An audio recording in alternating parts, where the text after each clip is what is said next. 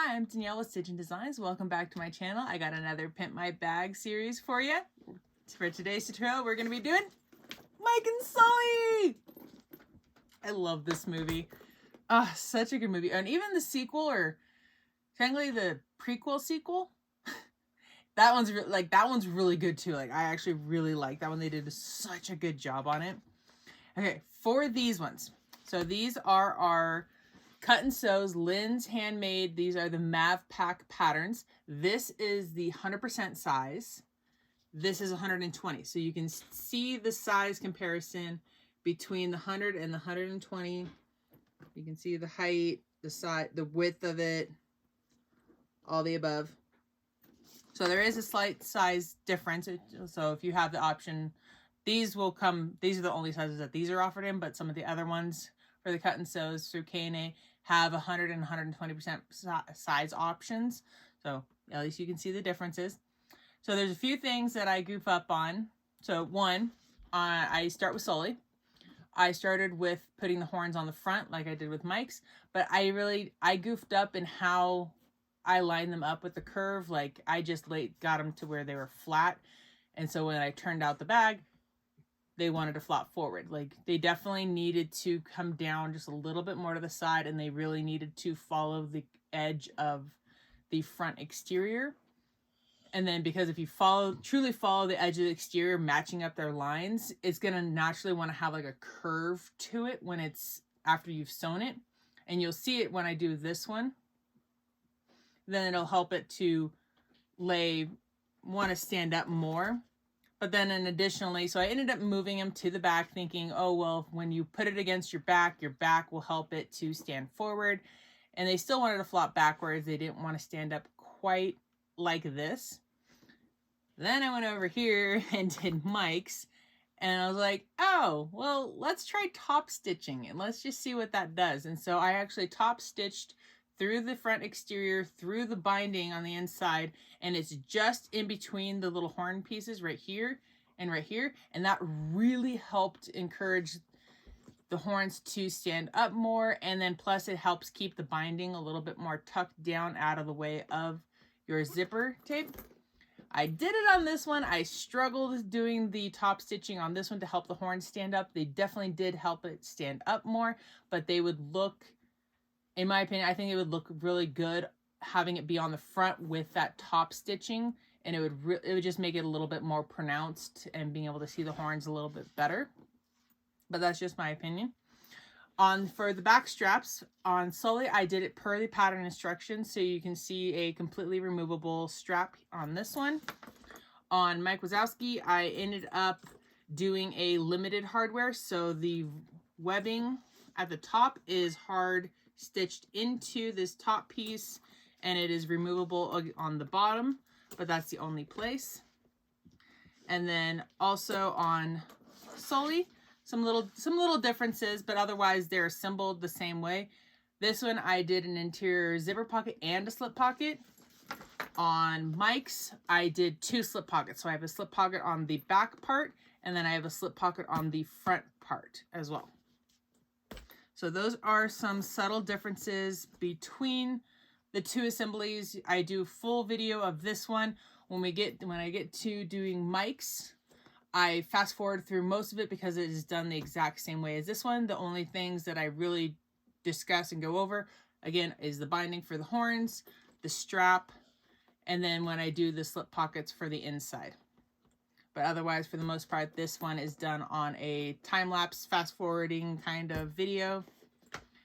But yeah, I hope you guys enjoy this tutorial. And again, these are from K&A Custom Fabrics and Hardware. This is the Mav Pack. Make sure that you purchase your pattern from Lynn's Handmade, and then you provide the proof of purchase to K&A, because if you haven't done that already with any of the Lynn's Handmade patterns, you're not going to be able to view or access the cut and sews that are available on the website for both pre-order or retail.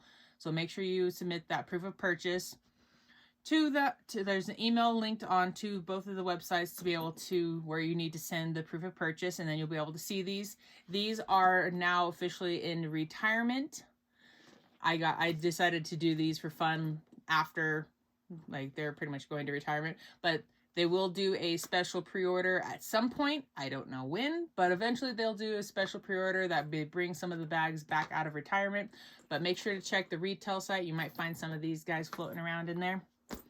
By the way, hope you enjoy this tutorial. Bye.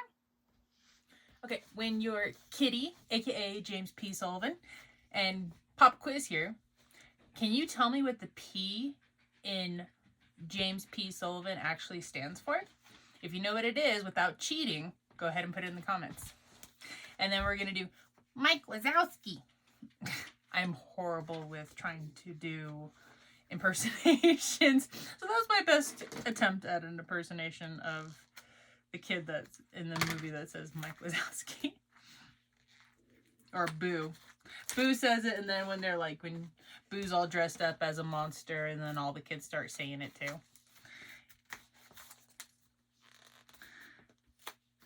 Alright, so that's what they're going to come looking like, all wrapped up when you get them from K&A. So let's take a look at Sulley first. Sulley's so cute! Alright, and so we got water-resistant canvas for the lining. Love that it's water-resistant canvas. Alright, to go around on the outside to explain what everything is. So we have our bottom gusset, our zipper gusset. This would be for our D-rings. These little tabs are like little accent covers to go for your strap, which this is part of your strap piece. And so like on the raw end of, like, if you're using webbing on the raw edge, you can wrap that on the raw edge, so then it's not actually a raw edge. But if you're not going to utilize these types of straps, then I don't know, it's a completely optional part. So we had our zipper gusset, our front, our back. These pieces is also what attaches to the back, which allows you for your strap. And then this is you cut it in half, and it's part of your side for your strap to attach to. And then these are Sulley's horns, which we'll attach on the front. And then our lining pieces, we have our front and back, super cute. And then we have, like, so if you're going to follow the pattern per the actual instructions, which I will not be doing, this tutorial will not be following the pattern tutorial itself. If you wanted to follow along with that tutorial, Lynn's Handmade has a tutorial on it, and there's multiple other tutorials on how to do the pattern per the written instructions. I'm going to be doing it in the binding method. So these would be for, if you're doing the zipper pocket, they'd be the little side tabs that would go on for your lining, but I will not be utilizing those. This is the bottom gusset, our zipper gusset, and then this is for the inside, because per the instructions, you have a zipper pocket. But if you wanted to utilize a zipper pocket and a slip pocket, you would just need to cut these out and then cut an additional piece. So have an additional piece for, like, if you want to do this as a slip pocket, and an additional piece if you're going to do this as a zipper pocket. And those ones can be, you can use a cotton woven for those. You would just need to interface those ones, or if you happen to have more water resistant canvas that kind of went with this, you could utilize those. So personal preference on that one. I think for mine, I think I'm gonna do both. Like, no,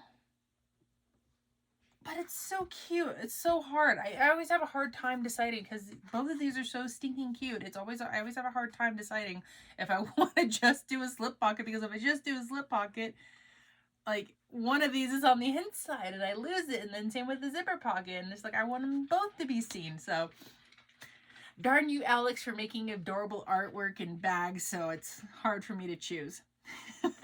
So I'll probably end up doing both, because then I'll show you both options. You can decide if you want to do a slip pocket on yours, or if you want to just do a zipper pocket, or you could not do either one. Totally your choice. If you didn't do either one, you could always use these and make like a little pouch type of deal, like one of those simple pouches. You could just sew these together and then make a pouch, and then you can put it into the bag. That is a totally whole other option if you wanted to do it that way. That would actually be really cute. No, not gonna do it. So I'll show you that. And then let's take a look at Mike Wazowski. And there are zipper pulls that coordinate with both of these. And then I'll show you a picture of those ones. I forgot to order them in time, like around the same time to get these together, so I had to order them separately. Go figure.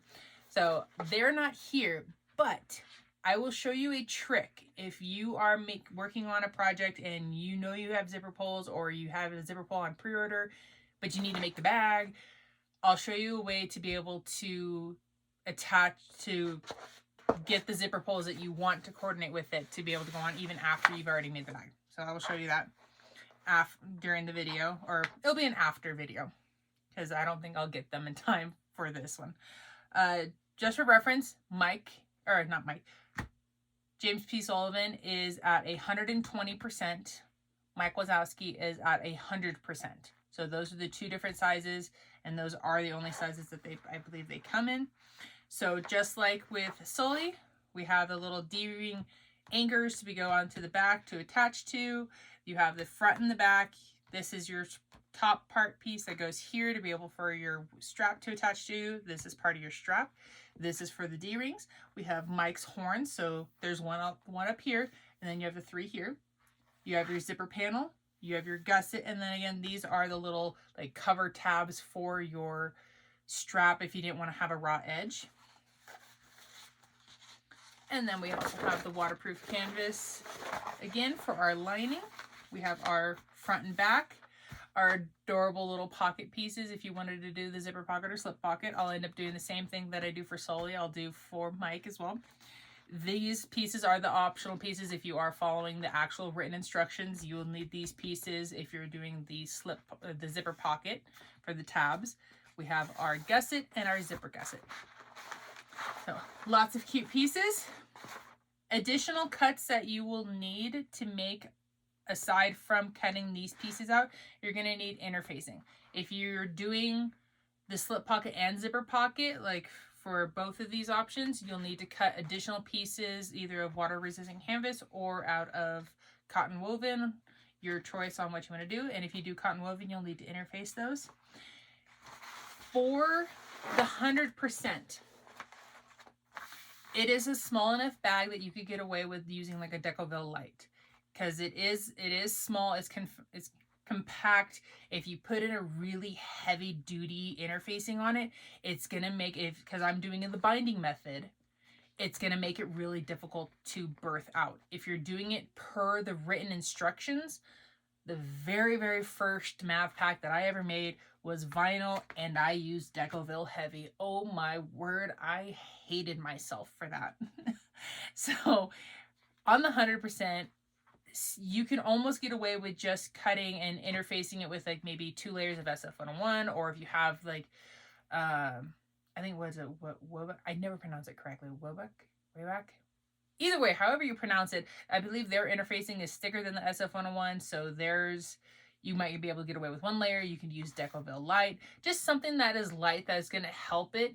You really don't need too heavy for that one. For the 120%, again, it's not super huge, but it is big enough, and it's a little bit bigger that you might want a little bit more structure, just depending on your personal preference. Everybody's slightly different. When I make a lot of the Mav packs, I enjoy making mine at 150%, because it's a great small backpack size. It's similar to the Lens Sport backpack size. They're slightly different in their overall shape, and then the Mav pack is a little bit wider than the Lens Sport. So, but similar in the size for a small backpack, and I enjoy those. But because like the 150% is so large, I use Decoville Heavy for that one. At the 120%, you can still get away with not necessarily having to use the Decoville Heavy. You could get away with using Decoville Light if you wanted to, but it's because it is bigger. And if you want more structure, I'd go with at least the Decoville Light at a minimum.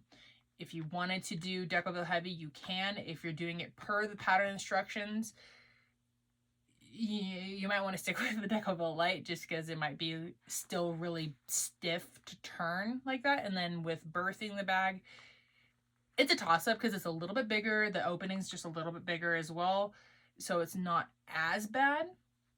But again, personal preference on if you think you are personally capable of doing it, because I know like sometimes I have some days where my hands just don't want to deal with a really difficult bag turnout or birthing. So just go with what you know that it's going to work for you and your preference on that. But both of these could definitely get away with Decoville Light for their interfacing.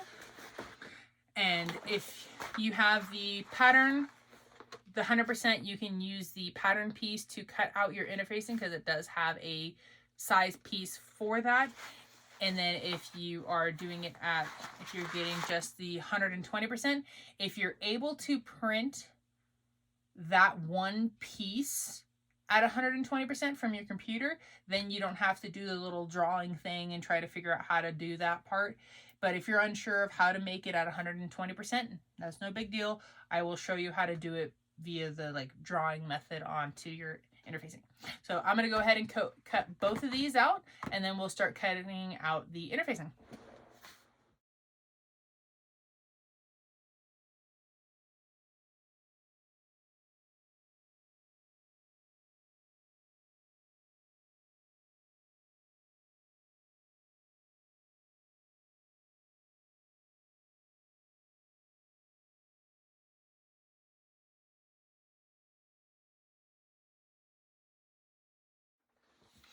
Okay, now that everything's all cut out, I have them separated into their piles just to for me to make life easier so I can figure out what goes where. Okay, so I'm grabbing my pattern. If sometimes things get a little wonky from what happens from K&A, they'll send stuff off on their end and it gets to the printer and it looks fantastic on their end, and something happens between the printer and we as the customers getting it.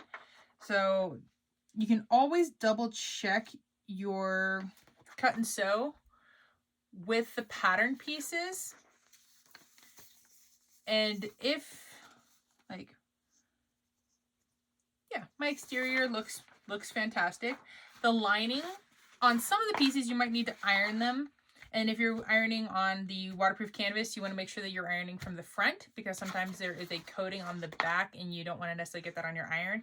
And if you need to iron out any wrinkles from your vinyl, make sure you're ironing that on the back side, because otherwise you will end up melting your front. But it's always good to just double check and verify that your pieces are the same. So for my lining is actually larger than my exterior piece, and that is totally fine.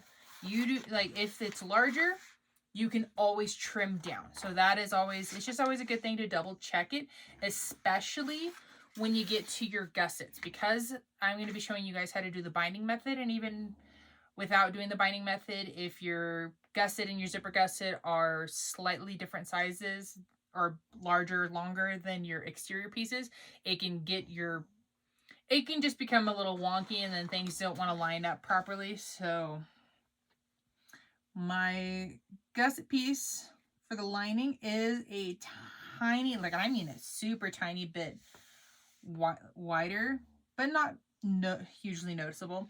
But it is longer. You can see it is definitely longer. And so once I iron out some of the wrinkles, because my vinyl has some wrinkles in it, this has when it was folded up and rolled, I just want to get rid of the creases. So I want to make sure I don't cut them right now, because I want to make sure to press this to get any of the wrinkles on all of my pieces, and then I'll go back and I will trim once they're pressed and everything's kind of relaxed. But I don't want to cut anything based off of it, because the wrinkles will mess up the sizing. So that aside, grabbing the pattern pieces, and those are my big pieces. Main body,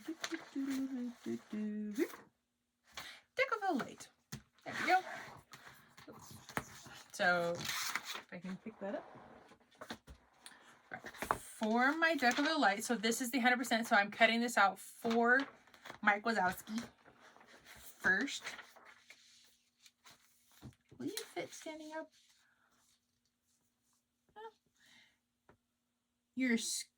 so I tend to like not like to waste this. So if I turn it like this and I have a gap, big old gap right there, I don't want to waste that. So even though it's a tiny bit smaller than the pattern piece, that's fine. It's just stabilizer. It's just there to help. And even if it's like a tiny bit smaller, it's not going to be the worst thing in the entire world. Now, if this was like the exterior, oh yeah, like you can't do that because then your gusset won't fit and things just won't work out.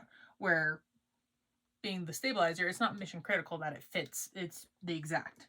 So go ahead and if you, for your 100%, go ahead and trace or cut out 2 pieces of Decoville Light. If you're not using Decoville Light and you're using something else, then go ahead and cut out whatever you are going to be utilizing.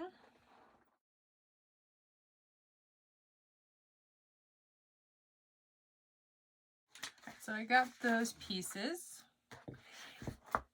If you wanted to, it doesn't really make a huge difference on the 100% or even the 120%. But like, especially like when you get to the larger, like not that these come in 150%, they do not. But if you wanted to make a bag out of 150, I'd always recommend adding a piece of stabilizer for your zipper gusset on the top and your gusset on the bottom, just to help give it a little more structure because it is going to be a little bit larger, and especially depending on the material that you're using, if you want the structure, adding it on the bottom and especially the top, it's going to help it retain its shape, having that extra structure on the top. For the 120%, if you do not have the pattern printed out at 120% to be able to trace for the stabilizer like we did for the 100%, then this is what you can do. I seriously just need to print it out because it would just be so much easier. I'll actually make a little video for how to print it at 120% because I know that when I tried it the first time, I was thoroughly confused and then it didn't actually print out properly. So that was definite trial and error on that one. But I will link it down in the description so that way you guys can know how to do it on your own. So this definitely is not to the same size as to the exterior. So what I'm going to be doing is, let's just double check and verify how much smaller the sides are on this so we can make sure we're getting the right size. This looks like it's about 3/8. What's the other side? Not quite 3/8. So let's just say 3/8 smaller. So we drew out the exterior of the 120%. I am lining up the 3/8 inch mark with my ruler on the mark on here. Or if you wanted to go just under 3/8 but still larger than the 1/4 inch, you can do that too. And I'm not like fully drawing the lines, I'm just kind of like making little kind of like tick marks as I go. So if you're not sure, you can always stand it up and then just mark the edge of your ruler, because especially around the curves, it gets a little hard when you get to the straightaways. How much larger is this? Maybe not quite as far. Maybe just for me, I just need to go down about that much, about 1/8, because this is already smaller, so I definitely don't need to keep cutting it even smaller.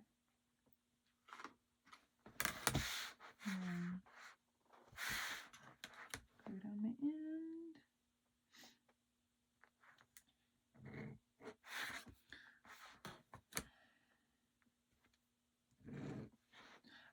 So I didn't finish this corner, but I kind of get the general idea, and then you just can follow the curves, make your marks. And it definitely does not need to be perfect because it's a stabilizer. Like if it's a funky shape, even if I left it like that, it's totally fine because it's the inside of the bag. It's just going to help it retain its shape. No big deal. So then go ahead and cut that out.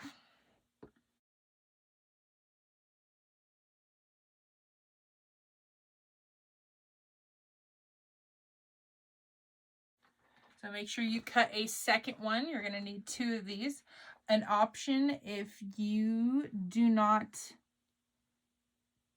if you're unable to print it at 120%, computer technical difficulties, however it works out for you, or if you're unable to, one option would be is to grab a plain piece of paper and trace this stabilizer that you made onto that piece of paper, cut it out, label it that it's the Mav Packs stabilizer piece at 120%, put it with the rest of your pattern pieces, so that way whenever you come back to do a cut and sew for K&A Mav Packs for the cut and sews, then you already have it traced out. You don't have to do the drawing trick anymore. You can just plop that piece of paper down, trace it, and cut out.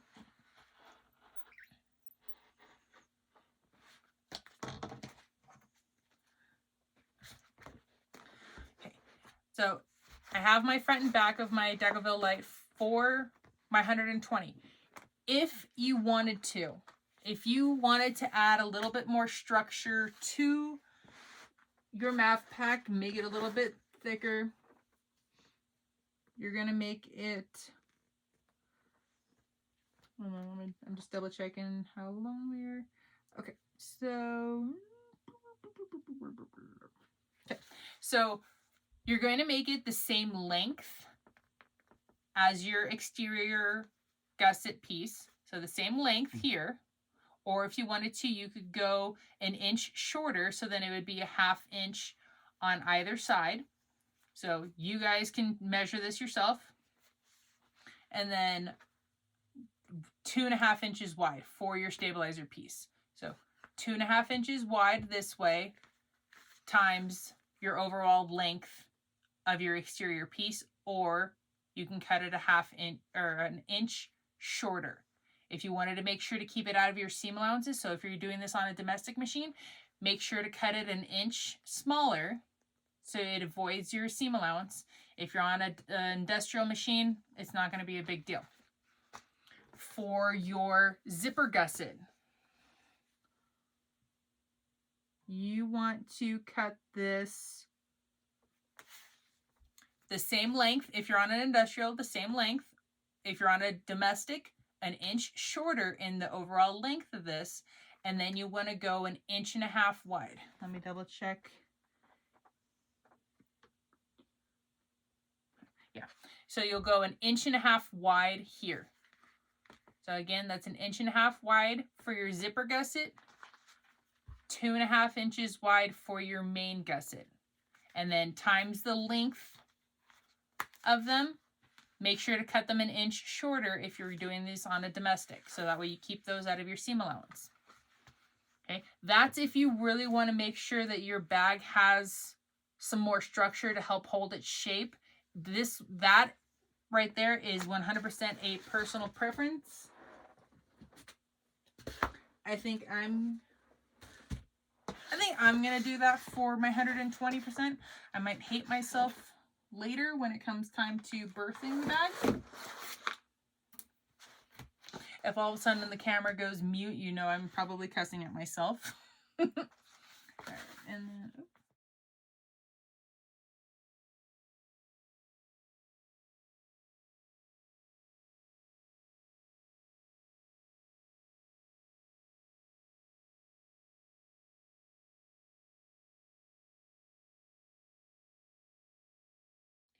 If you are following the instructions from the actual pattern, then you're not going to need any binding. If you are wanting to follow along with how I'm doing it, and it, like, for me personally, I find doing the binding method easier. For me, that is me. Everybody's different in their comfort level of how they do their bags. So if you want to do the binding method, you're also going to need to cut out some binding. So either you can make your own binding from cotton woven if you wanted to. You could use waterproof canvas. It's a personal preference on what you like to use. You can also use fold over elastic. You can use already the pre-made bias tape. Whatever you're comfortable with using, go ahead and use that. I personally like to use waterproof canvas. The waterproof canvas is less likely to fray. I find it really easy to work with, and I only have to sew it one time. Where if you're using your traditional binding, you sew it down on the one side, and then you fold it over, and then you end up sewing it a second time. So I'm just saving myself the time and the process for it. So let me go grab my binding and we'll get that cut. So I got my waterproof canvas. Oop, this is not the, oh shoot. I normally have 2 sets of waterproof canvas. I have one that I use for my bag lining, so it's got all weirded like this. And then I have another set that is meant just for binding, so that way the edge stays straight. So I don't think I have any of the lime green. All right. Well, excuse me while I trim this up.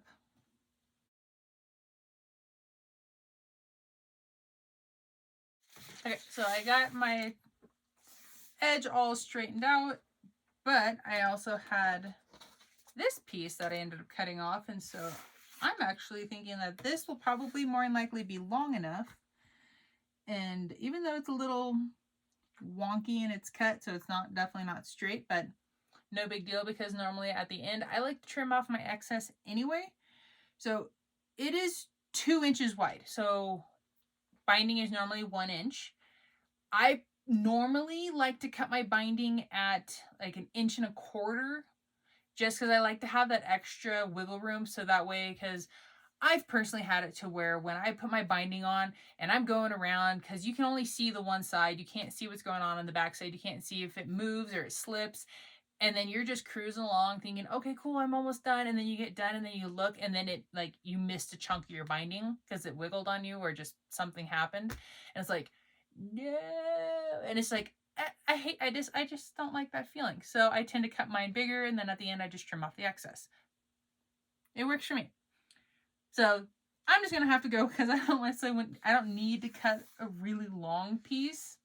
So I'm just gonna cut this at 1 inch wide. I'm going to brave the 1 inch wide.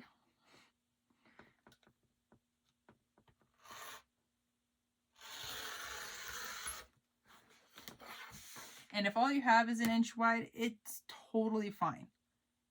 You work with what you got. And so what we'll do is when it comes time to putting the binding on, we'll just work it to make sure that we only have what we need on the front, and then push all the excess that we can to the back, so that way we make sure that we're catching all of our stitching or making sure that we're catching our binding on the back side. All right, so we got our binding for Mike Wazowski. Eventually I'll be able to sound somewhat decent in as saying Mike Wazowski. All right, and now I'm going to, because this one is long. Is this longer? Because will this be long enough? Ooh. Okay, so it's a little bit, this one's a little bit longer this way, so I'm hoping it'll be long enough for the 120%. So I'm taking a gamble here. I'm going to cut off the selvage edge first.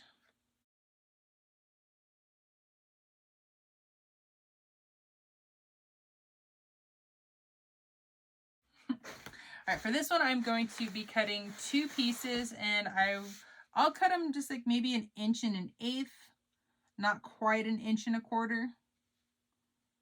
Because lately I've been noticing that I end up cutting off more. So I'm going to go with 1 1/8 inches on this one. Okay, I'm going to start picking up and trying to separate all my pieces again. I'm going to get everything interfaced. Again, when you're ironing, make sure your water resistant canvas, iron from the front, your vinyl, iron on the back side.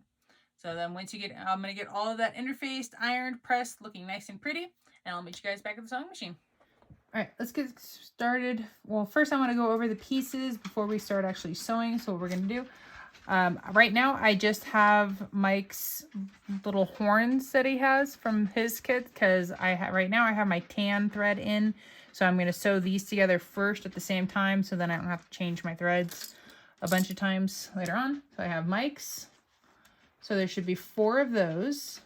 I have 4 of Sulley's horns.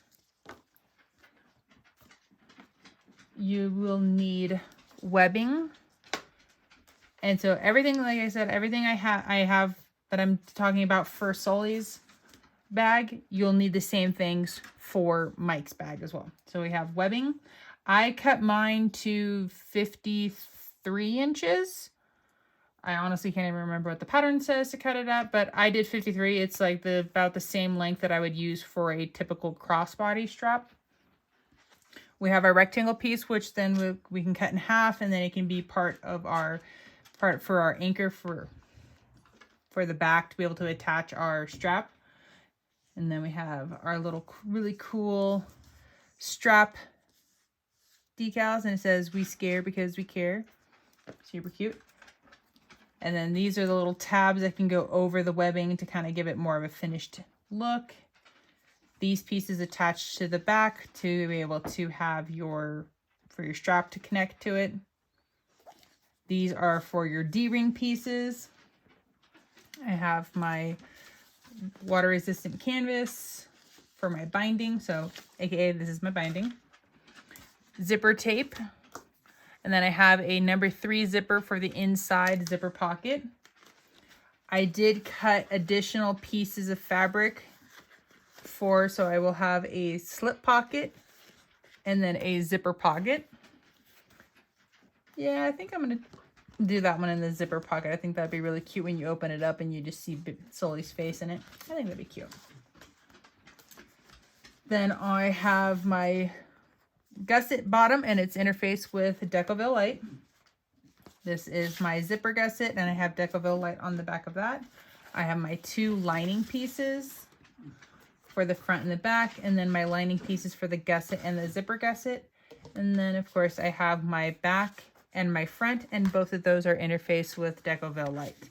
For Mike Wazowski's one, because it's only at 100%, I only have Decoville light on my exterior, on my front and back pieces. I did not add them to the gusset, either gusset zipper or the other one. And then if you have a label, you want to grab your label. If you have like a woven label you want to add into it, make sure to grab that. My hardware, along with my Mike and Sulley zipper pulls, are not here yet, but I wanted to make sure to get this filmed and out there for everybody to be able to follow along with it. So my hardware for this one is a little mix matched. On Mike's, I'm using antique silver. For Sulley, I am using, technically it's matte rainbow. So K&A has all the antique hardware, so that way you can have an antique zipper pull, the swivel clasp, the slide adjusters, the D-rings. It can all be antique silver. I just don't have enough in matte rainbow to be able to do all my hardware in matte rainbow, so I have to use some rainbow. So I have my rainbow pieces, which I need to grab it. Oh, it's over here. I didn't grab it. So I got my D-rings. Those are in regular rainbow. And then my slide adjuster, 2 swivel clasps. And then I'm using a different pull. So this pull is also from K&A. It's Ahsoka. So I'm just going to show you guys how to be able to detach. So when it comes in, I will film it, I'll add it, but this zipper pull will stay on there until my new ones come, and then I'll just swap them out. So I'll do a separate video in that one, and I will tag it into this video, so that way you guys can see if you don't have what you need at the moment, especially specifically zipper pulls, how you can be able to swap out pulls, and it's a specific type that you need to have. Okay, so that's all of that. Yes. Okay. And then, so I'm going to start by sewing these guys together. So kind of push everything over.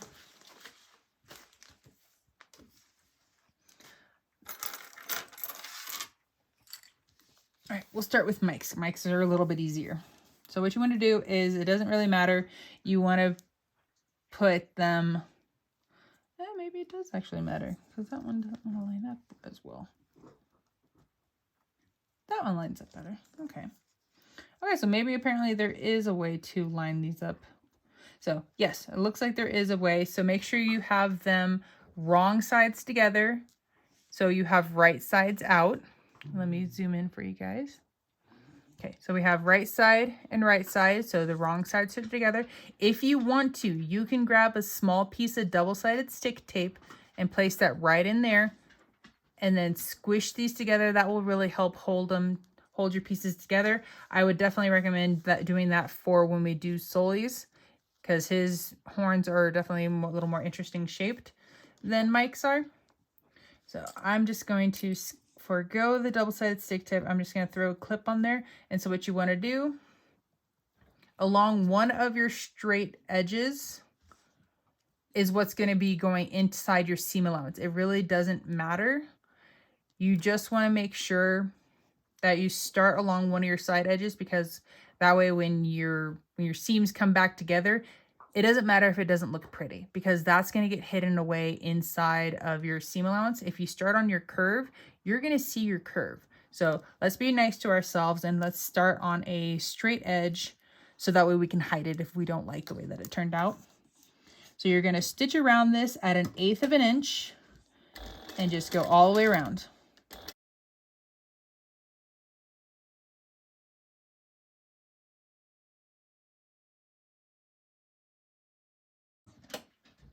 And make sure when you're doing stuff like this, when you stop and readjust, make sure you stop with needle down and you take your foot off of your pedal.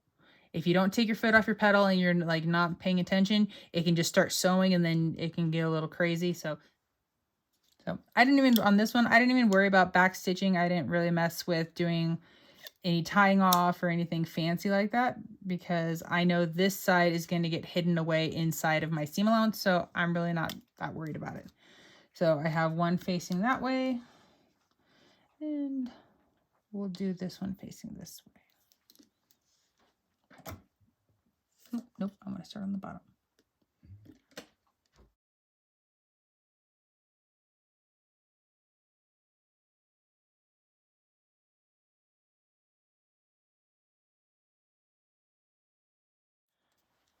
Okay, now that they're all sewn together, what you want to go around and you want to trim up any of your long edges. So if something, so right here, you can see the back piece from the front. So we want to make sure we're just trimming off any excess to make sure we're evening everything up.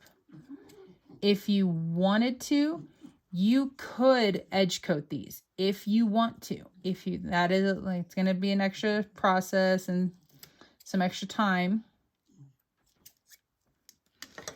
So you can tell, see, my stitching in this is not the most beautiful thing in the entire world.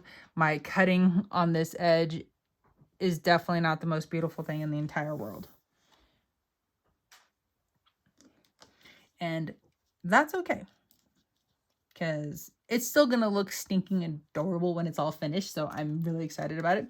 Okay. And then I just want to make sure that I remember, because at least on the industrial machine, the back sides, so if you put the front and the back together, the back side looks a little more flat, and then the front has like, it looks a little more puffy, I guess a little more rounded. So I want to make sure I mark, I'm going to use my clip. I'm going to put it on the seam allowance side so that way it doesn't leave any indentations. So this way I know this side of my clip means it's the correct side up. So I'm just going to set those aside for whenever I get to do Mike's. And I'm going to grab some double-sided stick tape to do Sulley's. Right, so I got my double-sided stick tape. So you don't need a ton of it. You just need to, like, I'm just going to put it in the middle there. And then going off that direction. So I just want to make sure to kind of like temporarily like check to make sure, like, because on Mike's, it really did feel like they were like meant to have certain ones be together. So I'm just double checking that if Sulley's are the same. Nope, Sulley's look like they're fairly universal. Okay, or I just got lucky. Right, so adding tape to this side.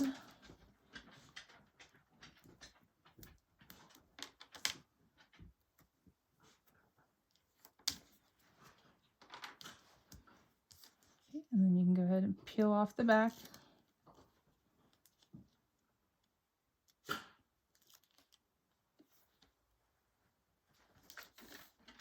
And then carefully line up your horn pieces. Okay, give them a nice little press. And then just because I want to, I'm going to add a couple clips just to make sure to hold that one in place. I'll set that one aside for now. And then just repeat that on this one. Okay, so you want to make sure, depending on your machine, like with the Mike one, I can tell that there's a front and a back. So I want to make sure that I have my horns facing in opposite directions. So that way I make sure that I'm going to have nice fronts on both of these. I'm going to start down at the bottom. So this is the part that's going to be in the seam allowance. So this edge will not. And then just go around at an 1/8 inch seam allowance.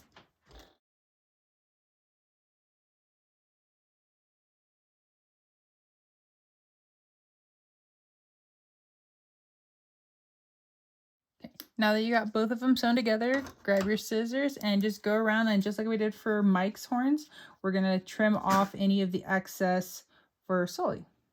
Okay. Before I do anything else, I want to add the horns so that way I'm just like, I get that part done and out of the way. And so I'm going to find my center top.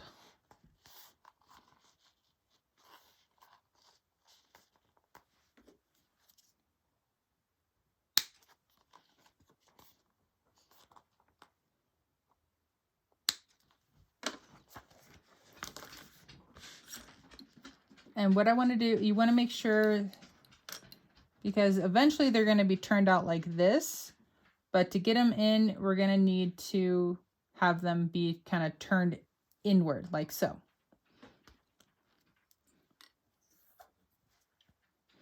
And so we just verify that when we turn it out, that the correct side, the pretty side, or the front is what's going to be turned up. So we're doing the front side to the top of here. Okay, so now it's just a matter of figuring out where to place them. Do I want them up nice and high? Where are Sulley's horns? Are Sulley's horns more on top? I think his horns are more on top. Yeah, let's go. We'll go into the curve. So it is this part is completely personal preference where you personally like the horns. So I'm just kind of sticking them in this curve. And let's see. Where's my ruler? All right, let's see if I can get them correct. All right, from center, this edge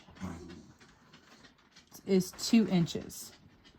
And so this edge is actually a little bit higher. So let's try to fix that. So I have on here the horns are my 1/4 inch mark is lined up with the top end of my front, and they are from the center. They are 2 inches over. So 2 inches over from center, and a 1/4 inch down is the top edge of the horn. That's where I'm placing mine. And again, that's just me. You put the horns wherever you think that they look good. And so what we're going to do is then take it over, and we're just going to baste that on at a 1/8 of an inch.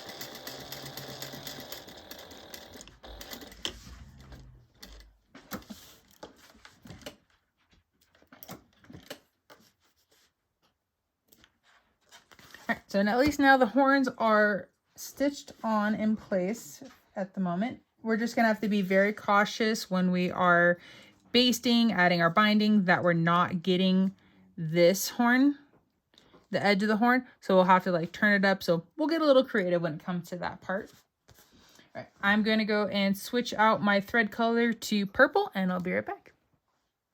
Okay, we're going to start with our slide adjuster. We're going to then, so it doesn't matter which direction you go, but go from one side of your middle bar. I'll go up and then go down. And then if you want to, this is where these cute little pieces come into play. And this is meant for an 1.5 inch wide piece of webbing. So if you don't have an 1.5 inch wide, no big deal. You can fold it in half, kind of press it, and then we're going to pinch it down on top. And then I'm just going to sew right along the bottom. So I'm going to stitch that on at 1/8 inch.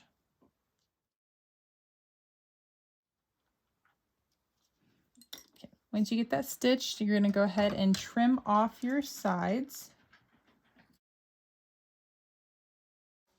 And then my back, this stitching is definitely not very pretty.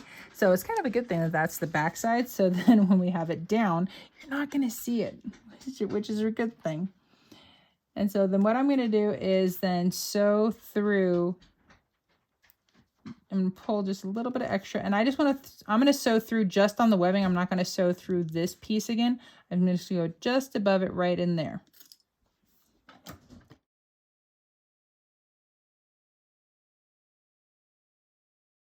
So it just heads up, it does kind of pick up, and so it's not completely flat, but that gives you a finished look to the end of your strap.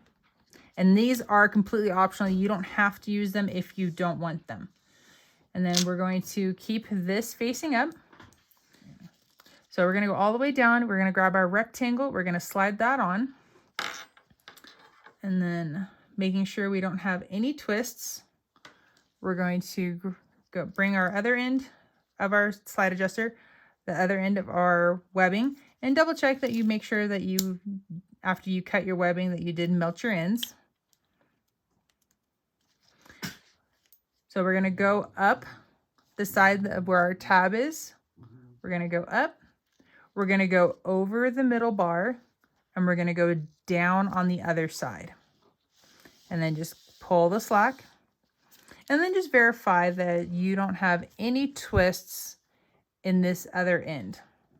Well, other than my rectangle twisted a little bit, but I have no twists in that side. And then this part, I do this part a little bit differently. So I like to grab my swivel clasp, and because I want to make sure that my slide adjuster stays up, and I want this to be up, so I'm going to go in and then push my excess webbing to the back.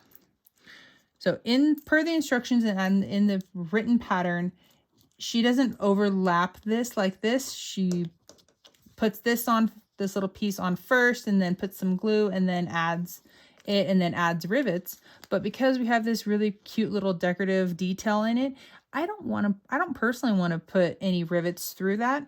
So for me, to make sure that my strap is going to be nice and strong, I like to sew this down together. So that way when I'm pulling on my strap, and if I put some weight into the bag, there's not going to be any stress put on this piece. All my stress is going to be from the webbing itself, and it's going to be a nice, strong, secure strap. So I'm just going to sew on my edge back and forth.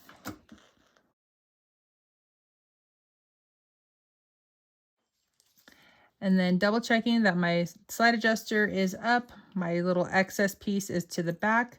I want to add this piece to make sure that it's going to be facing the correct way. So grab your non-detailed side. So this is the detailed side. We're going to just kind of fold it over, and we're going to push it through the loop in our swivel clasp. And then fold it open once it gets to the middle part. So you want to make sure that everything's lined up. I'm just going to grab some clips and to secure and hold it in place. And then all I'm going to do, I can't really fit, because of the bar right there, I can't fit my foot right there because it would go across that detail. So I'm just going to sew from this side all the way down and go to the other side. And I'm going to sew that at 1/8 inch.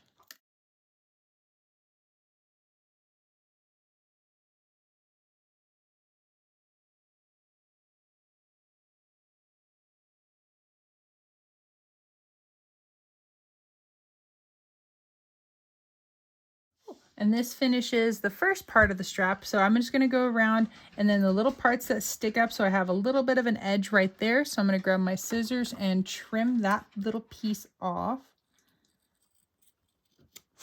And double check from the back side that I don't have anything that sticks out, which right here I have a little bit.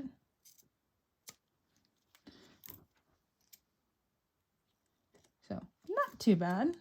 Part. And so then everything's facing the correct direction. So I'm going to set that right there. You're going to want to grab another piece of webbing. So this piece, in the instructions, it says 6 inches.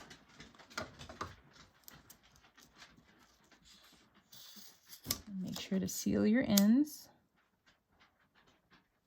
So for this one, it's a little bit different in how, per the instructions, how it's done. And then, because otherwise you'd put it around the rectangle and then you'd have the 2 ends that would be raw, that would meet together. And then this would fold over and then only just this little piece right here would be sewn onto it. There would be glue, rivets. Yeah. But because I want to reinforce it and make sure everything's going to be really strong. So I'm going to go through my D-ring first. D-ring, rectangle. And then I'm going to go through my swivel clasp. And then I'm going to fold the webbing over. And then I don't want to necessarily put where they meet like super far to this end, because then it's not going to get hidden by this extra other piece. But what I want to do is make sure to sew down. Okay, maybe I'll just start with this piece first. It'll be a little easier. So I'm going to start with just my swivel clasp. I added my webbing. I folded it over, and I'm going to sew this piece down right here.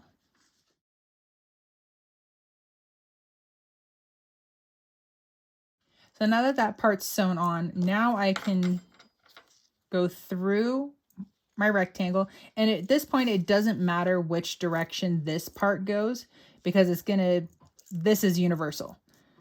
And so now I'm going to sew down this edge to the other piece. So that side is sewn down. So now when I tug on this, this is really strong.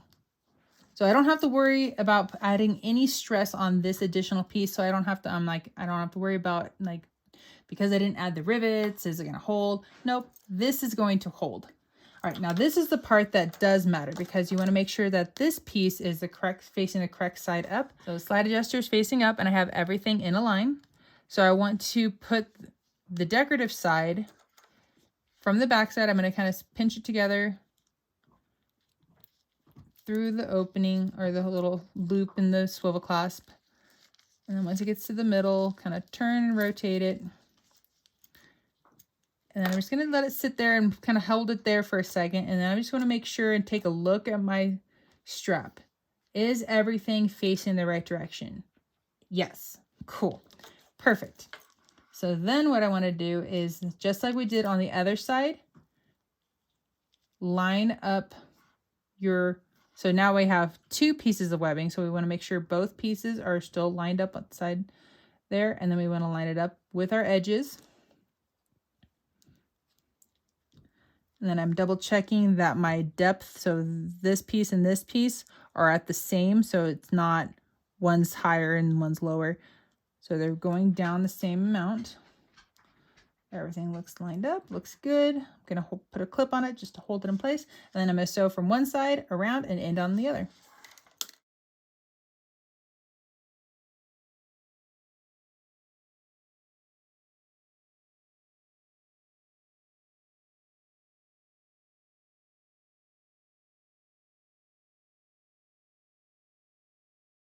All right, and then since our strap is now completely finished, looks all nice and pretty. And then we ended up not using this second piece for the tab. And so for now, you can go ahead and set your strap aside. All right, we're going to grab our little pieces it is the top part for where our D-ring would attach to. We have our D-ring piece, and then we have our little side anchor. Okay, I'm going to start with the D-ring tabs. So this is 2 inches wide, so we're going to find the middle and make a mark. Like I had a pen. There it is.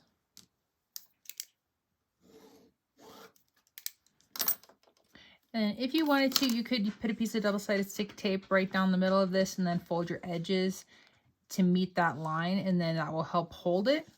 I am just going to sew it. So I just kind of use my fingers. You could use clips. And you're going to sew it down at 1/8 of an inch.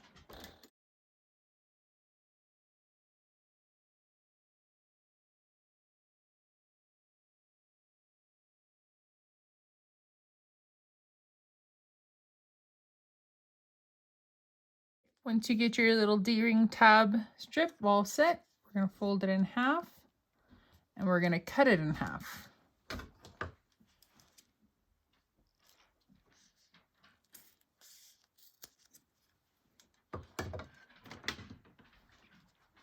Okay, and you go ahead and then add your D-rings to it.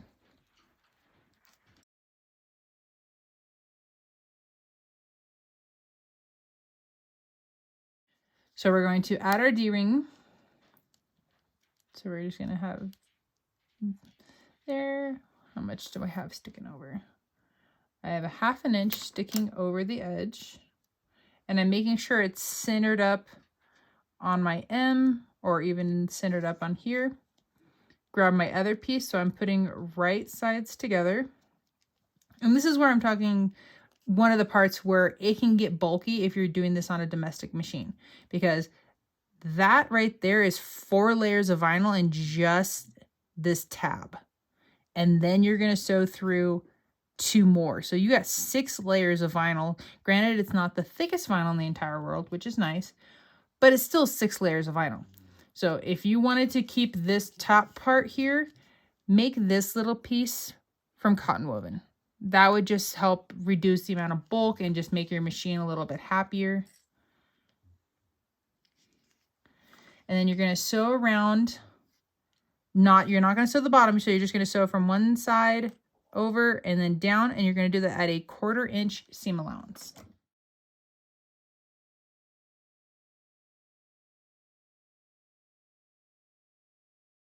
So what I did right there is I back stitched when I was first coming up to my edge on either side. I sewed over it, back stitched, and then came back across it. That way I'm helping to kind of like reinforce those edges. And then we're going to trim away our corners.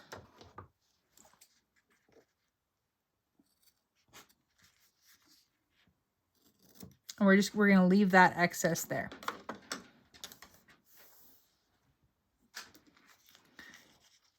And you might have to work it a little bit, but we're going to turn this piece out.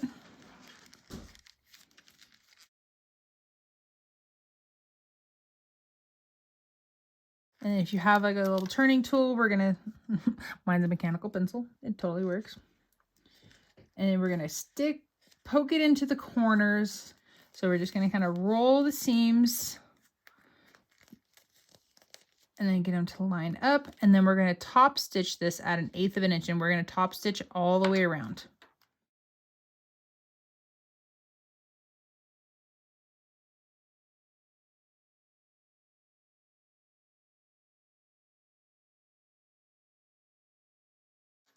And then we can trim off these little tabs that stick over.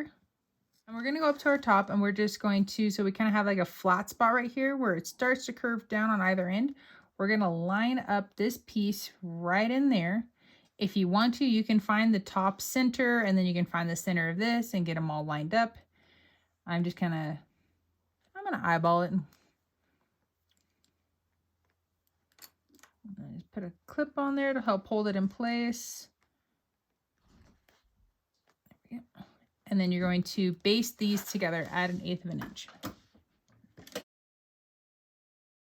All right, and now we're going to work on our D-ring anchor pieces for the back. So grab your square piece. We're going to fold it in half, and we're going to cut it in half.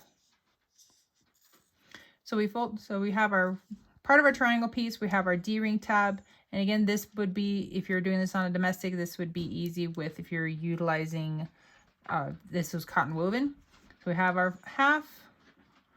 We're going to then wrap our D-ring tab inside of it. I believe I have like a 1/2 inch sticking out. Yes, I do.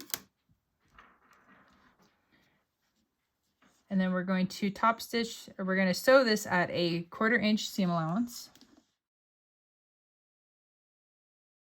Okay. And then we're going to turn this out.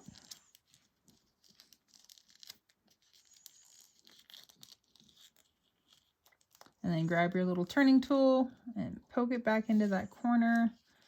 I probably should have trimmed that, but I didn't. Then we're going to poke out that corner. All right, that looks nice. And then we're going to top stitch this at 1/8 inch. Okay. And then this will get sewn in. This will be what gets attached to our side here. And I really don't want to have to sew through that part. So I'm going to kind of pull it back over. And I'm going to trim this excess off. Just because I don't want to have that amount of bulk inside of my seam allowance and have my machine fight me. Much better. Okay. So then we come over to our side and then I know the pattern probably says exactly where to place this. I am just straight up eyeballing it. To where it starts to kind of curve down is where my end of my D-ring anchor piece goes. Let's take a gander at that. Oh, there we go. Yeah, I think that location looks pretty darn good. Yeah, I like it because I don't really want to put it too far into the corner because curves already are going to be fun. Me and curves, I have a love-hate with curves. Sometimes they turn out really nicely and other times not so much. So I really don't want to add any extra bulk by adding this too far down and then it gets into the corner, making my job doing the curves a little bit more difficult. So I'm going to go ahead and baste that on at 1/8 inch.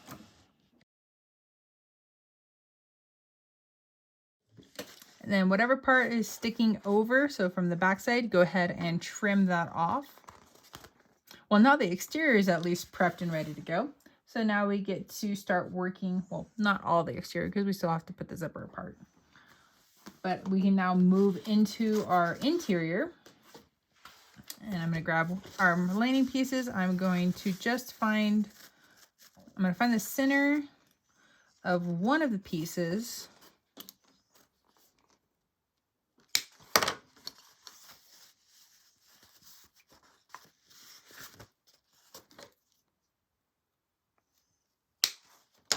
Oh, and with this extra piece, I know we don't have an additional zipper or D-ring tab like we do for these pieces right here.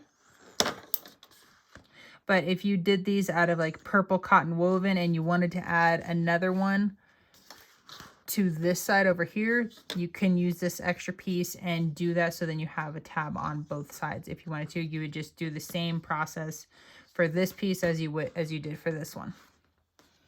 But that's personal preference.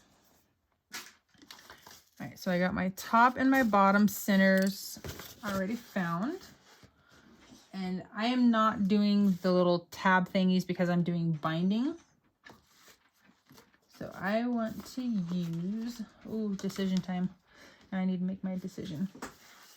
Do I want this to be the inside of the pocket? Or do I want this to be the inside of the pocket? Ooh, decisions. Since I'm going to be using,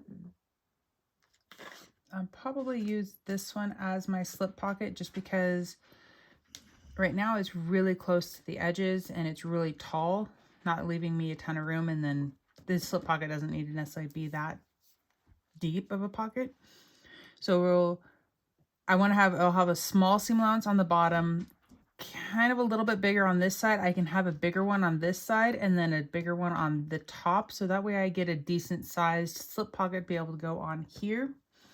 And then this will be my zipper pocket, and that can just stay in the same size. So first I'm going to work on my slip pocket. So I have this piece, grabbing my extra piece that I cut out. Clip these together.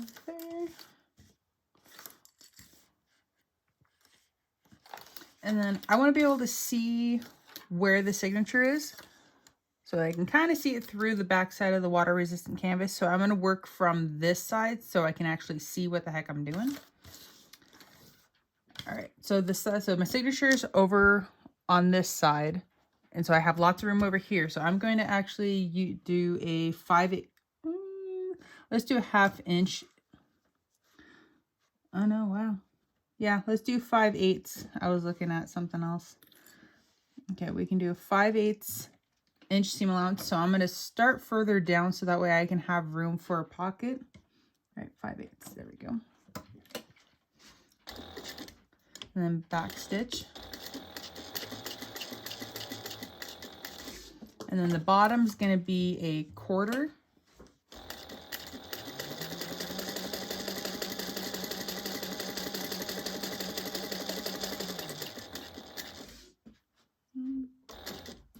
This side will be 3/8.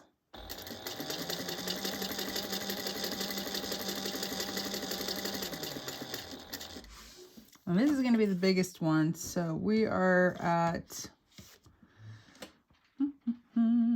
let's go one more and we'll do 7/8.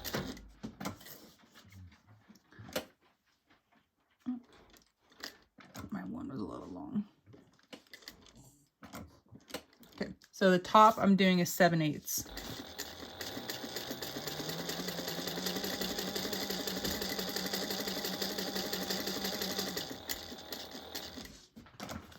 And then back to the 5/8. And then make sure to leave a gap so that way we can turn the pocket out. And then we're going to go ahead and trim our corners.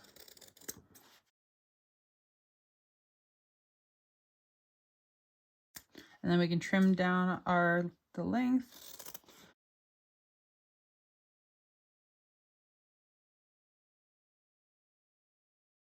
So when we go to turn this, we want this part to be long so that way it makes it easy to be able to turn it and sew it down. So I am just curving away. So I'm going to start on the side, and then as I get towards the opening, I'm going to curve and go outward. So that way I leave that little piece long so that way it's easier to turn. Okay, and go ahead and turn your pocket out. And then this slip pocket is completely optional. You don't have to do it. If you wanted to use the Sulley and the Sulley signature and the Sulley face in your zipper pocket, and then just make, like with extra fabric, a slip pocket to go in front of it, you could do that. And then that way you're not having to have such big seam allowances. It's whatever you want to make it. It's your creation, and you get to have fun being able to make what you want. There's no rule saying you have to make everything exactly how the cut and sew is or how a pattern is written.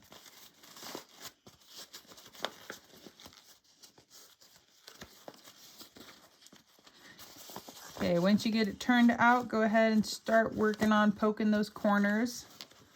I have my index finger in there and I'm just kind of poking it. I'll eventually put my mechanical pencil or aka my turning tool in there to really poke the get the corners poked out. I'm just getting a good start on it.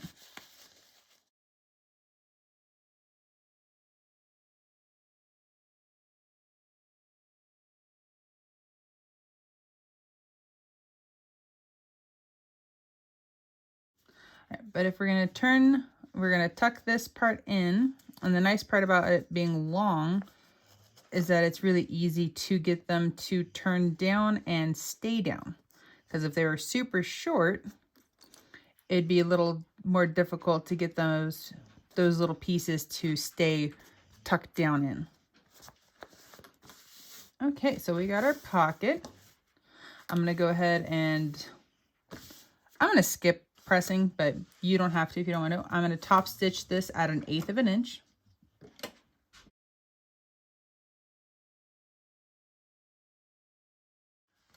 Okay, then grab your lining piece, and then you can give this a little bit of a kind of a squeeze to fold it in half, so that way you know where your center is. You don't have to squeeze it or pinch it super hard. Trying just to get it to where you guys can see what I'm doing. And so having those bigger seam allowances, now it's far enough away from our edges that I'm not worried about it, having them accidentally get caught in our binding and then being extra bulk in the seam allowances. All right, so we're just trying to line up our center notch from the bottom with our like little crease. And then if you want to grab a ruler, you can grab a ruler and then line it up with the crease and then the notch at the top. I'm just going to grab my little ruler to make sure my bottom is even, because you don't really want a crooked pocket if you can help it. There we go. Okay, so my pocket is 7/8 up from the bottom. So I'm just holding that down, and then I'm going to stitch my pocket down to my lining piece at 1/8 of an inch, just around the 3 sides. So I'm going to go from this side down across the bottom and then up when I get to the top on the other side and stop.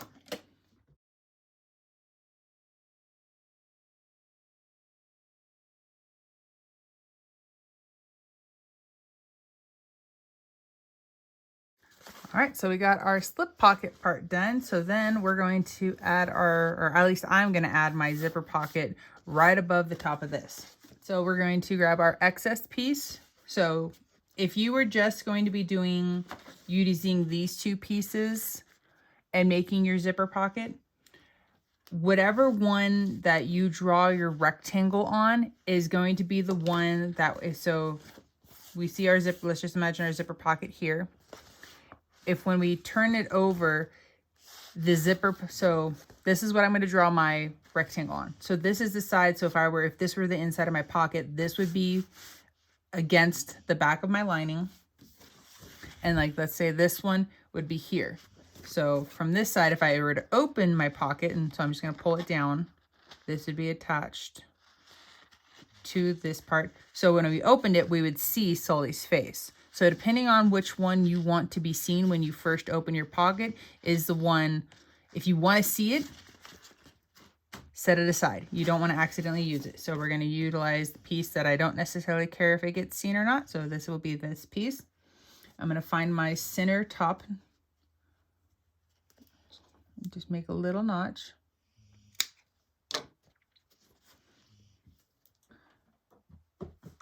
And I seem to have misplaced my big ruler. Okay, oh well. I'll use my little one. All right, so I'm using my 1-inch wide ruler. I have the edge of the ruler lined up with the edge of my fabric.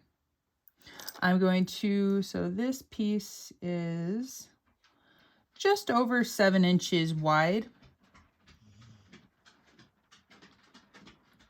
So I'm gonna do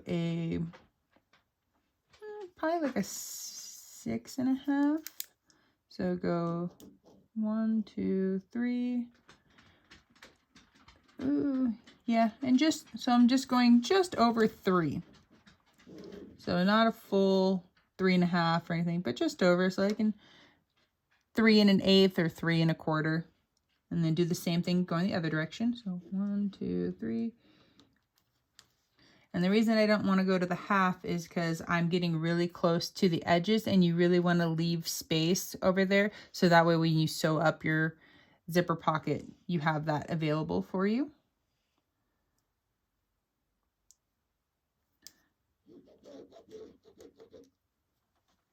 So if you're going to be using a number 3 zipper, so it'll look like this where it's got the little metal tabs on both ends of them.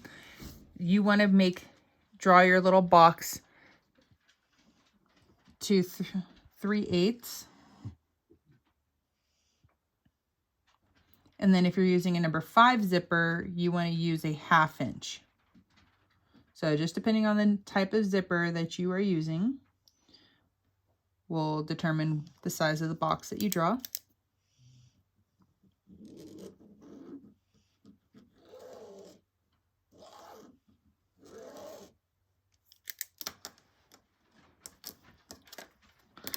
Okay, so here's my little box. If I can grab it. I was like, is that crooked? It kind of looks crooked. I'm like, I can't tell if that's crooked or not. My fabric, I'm pretty sure my fabric is crooked. Yeah, I'm pretty sure my fabric's crooked, but oh well. It's going to be on the inside of the pocket. I'm not going to try to stress about it. All right, so then we want to make sure that when we place our zipper pocket on top, that we be mindful of where our ends of our little box is drawn, because if we go too high up, we run the potential of our binding, if you're doing the binding method, or even if you're doing the method from the instructions, you could run into your seam allowance over here. So we don't want to really run into our seam allowance, but we also don't want to put it so far down that we're just like sitting right on top of our slip pocket. So that looks to be a good distance. I'm like a fingers, well, at least from my fingers, I'm a finger away from the edges. I don't think I'm not gonna get caught. The top part of my zipper pocket, like right here, that will probably more likely get caught unless I trim that off when I sew it together. So we'll work on that when we get to that part. So this part area looks pretty darn good. So I am 1 3/8 down from the top. So I'm 1 3/8 down, and that's where my little, from the top of the fabric. Now it's not from the top of the box, that's just from the top of the fabric. Okay. All right, so then I'm just gonna kind of swivel this around, and then I'm gonna sew around the box.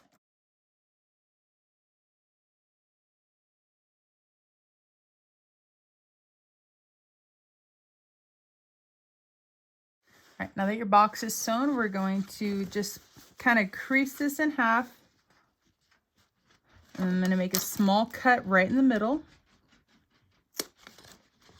And that just allows me to get inside of this box. And then I'm going to cut right down the center of my box. And then if you are unsure about how far away to stop, you can measure a 1/2 inch. Or I'm going to do 3/8 inch. And I'm just kind of make it like a little dot. That's like kind of like my, hey, make sure to stop cutting here. So I'm just making a little mark in the center of centered between the upper and lower, and then 3/8 inch from the edge of my stitching. Because my stitching is a little wider than my box. It happens, but it's okay. So I'm pretty much stopped exactly at 3/8, so that's kind of perfect. And so once you get to your stopping point, you're going to then pivot out to your corner and go all the way into the corner as far as you can without cutting your seams. If you do accidentally cut your seams, it's no big deal. Just put it right back underneath your sewing machine and sew that corner again. But you can probably wait to the very end in case you just in case a second corner gets nicked. Makes it a little bit easier than having to do it every single time. And then we're going to turn it and then cut back down the other way, right down the middle, and we're going to stop at our stopping point and then pivot to the corner.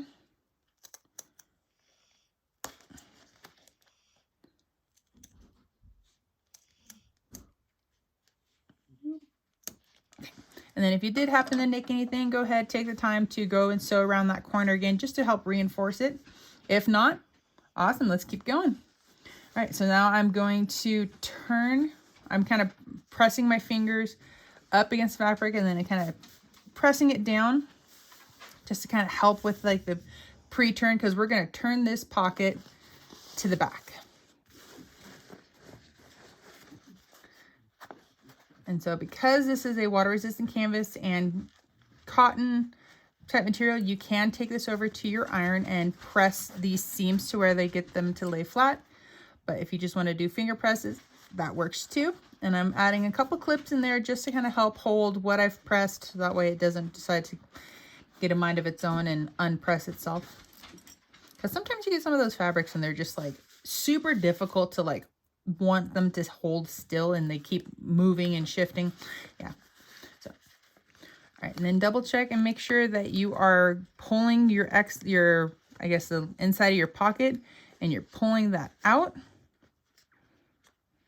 And this is where if you went too big on your box opening, this little area right here can get really small, and it's really hard to make sure that it's turned all the way out like this. And then it leaves you really little room to be able to sew your pocket together. And then make sure you get to the other side and pull out those corners and give them a nice little, either a press or a finger press, either way. And I'm going to start taking off my clips and then just finger press the seams down.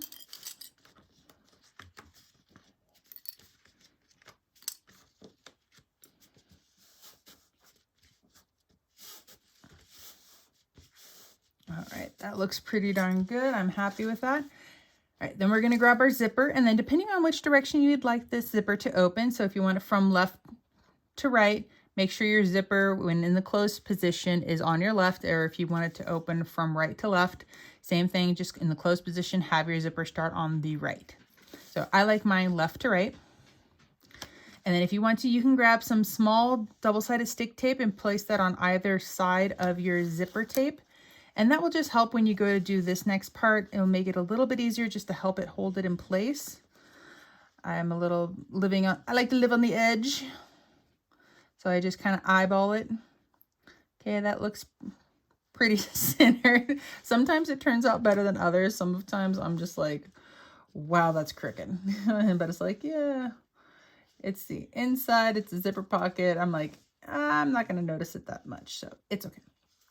So then once you're either using double-sided stick tape, have it held down in place, or if you're going to live life on the edge and hold it in place, take it over to your zipper, and we're just going to sew 1/8 of an inch around the box. And just be careful, depending on the size of the zipper that you used and your placement of it. Watch out for your metal ends. You do not want to sew over those, because you will more than likely break a needle if you try to sew over those. Take it from somebody that has. I've done it a few times. So just be careful.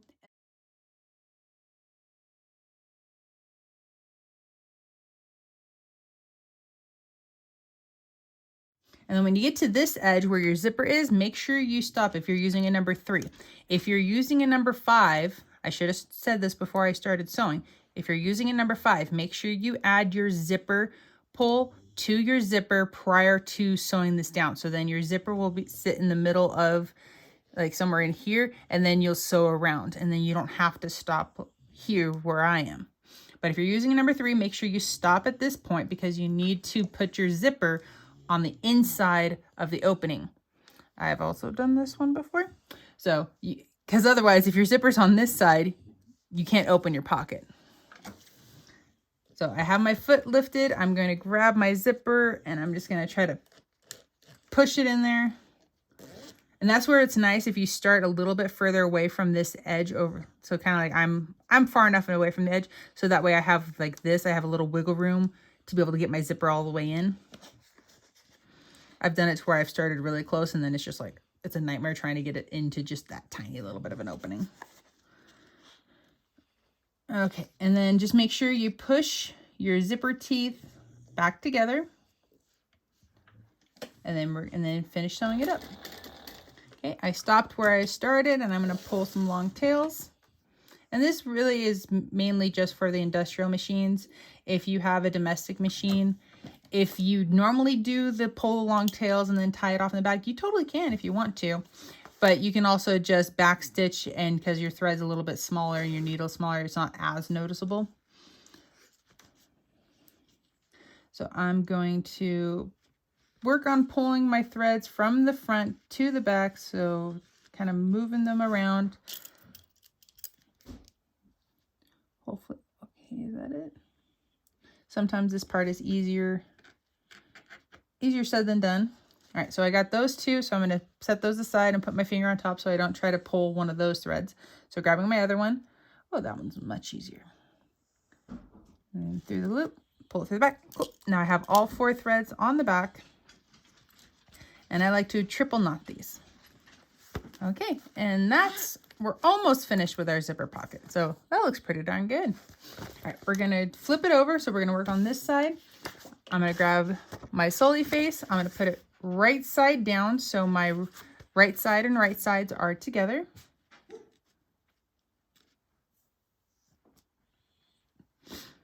And because I'm doing the binding method, I don't have to worry about leaving an opening on the bottom of my zipper pocket because I'm not trying to birth it through this zipper pocket. So I get to clip all the way around. And so because our zipper pocket is pretty close to the edges on both sides, I'm going to be mindful when I'm doing my binding to try to keep these tucked out of the way so I don't accidentally incorporate those into my binding.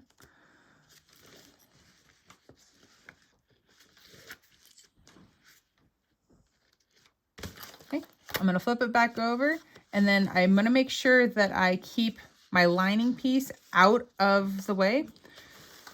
So I'm only going to be sewing my 2 pocket pieces together. And then just go around sewing that at a 1/4 inch seam allowance.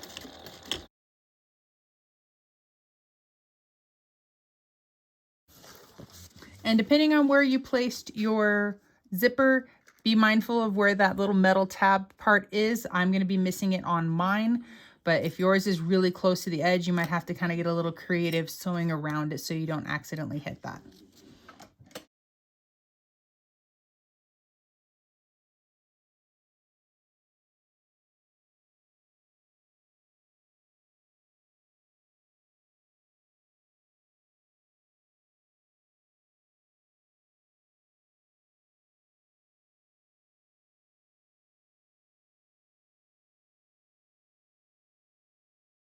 We can trim off our excess of our little zipper pieces. And then I like to, because it could potentially unravel, so I'm just going to do a little heat seal on the ends of those, just in case.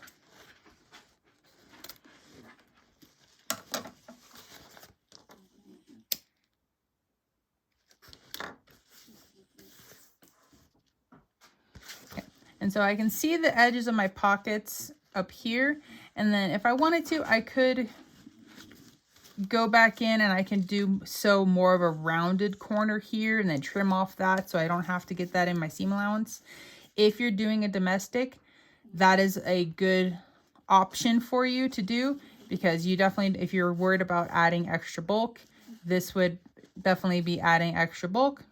Not a ton of bulk, but it still adds because it's extra layers. So if you are on a domestic, sewing a more rounded corner, or if you wanted to trim it and then sew the edge, just make sure you leave yourself enough room that you could actually sew that down. Or another option, if you're worried about being really close to your edge and getting even the edges of my zipper teeth into your seam allowance, instead of doing the just over 6-inch zipper pocket, if you did maybe like a 5.5-inch opening instead, then it would put it further in, and then you wouldn't have to worry about those edges or those bulks having them be in your seam allowance. Okay, I'm gonna also at this time add my woven label. Do I want it on this side? Yeah, I'm just gonna have everything be on this side. And so when I'm sewing mine, I have to just make sure that tuck the top of my zipper pocket out of the way. So this completes the back side of the pocket, or the back side of the lining for the bag. Again, you don't have to do all of this like I did. You don't have to do the slip pocket. You don't have to do the zipper pocket as big as I did. And again, if you're doing it on a domestic, it probably would be more beneficial if you did the little bit smaller of a zipper pocket.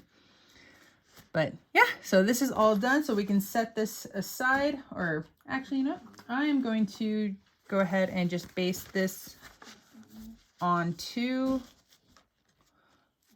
my lining, or my exterior. I'm going to baste my lining onto my exterior. So So because my lining is bigger than my exterior, you want to make sure that when you're kind of clipping it together that you like, so my top of my exterior is right here. It's close to my label, but not close enough that I have to worry about it being caught in my seam allowance. I can move it down and then just be mindful of like how much space that you have on the bottom if you did do the slip pocket.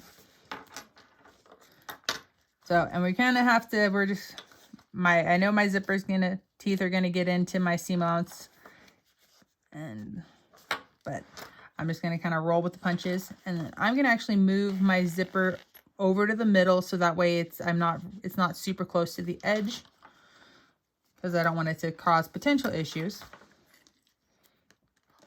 And because this side is larger, I want to baste this together with my exterior facing up. I'm going to lengthen my stitches and then just baste this on at 1/8 of an inch.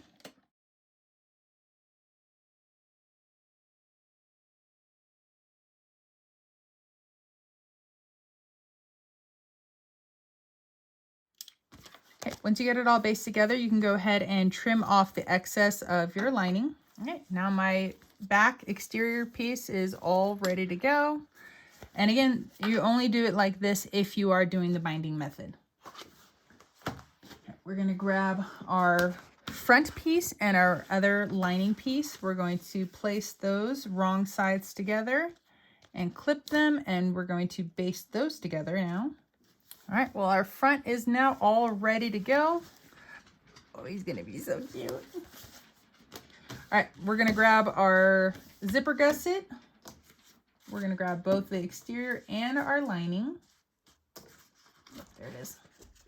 It was hiding from me. And then with these ones, you definitely wanna make sure that you trim off. I haven't done this yet. So line up your exterior on top of your lining, or vice versa, it doesn't really matter, but you want to be able to see your excess. So that's how much extra I have. So I want to trim that off because you want them to be the same length. And then before you get too far, I'm going to do the same thing for the bottom gusset. And if it helps, you can go ahead and like add a clip on there just to help hold things. I know sometimes it gets a little tricky getting these to line up properly.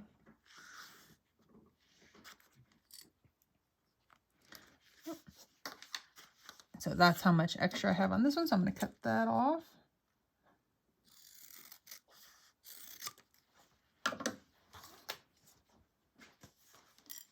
And if the lining is like this one is a tiny bit wider, that's not a big deal, because once we go around and we get it all basted together, we can trim off that little bit of excess. It's the length that really matters, where you really don't want it to be too long because it'll totally mess things up. All right, so grab your zipper or your zipper tape. Your zipper, yeah, you need your zipper and your zipper tape, but zipper just to start for now. And then melt your one end.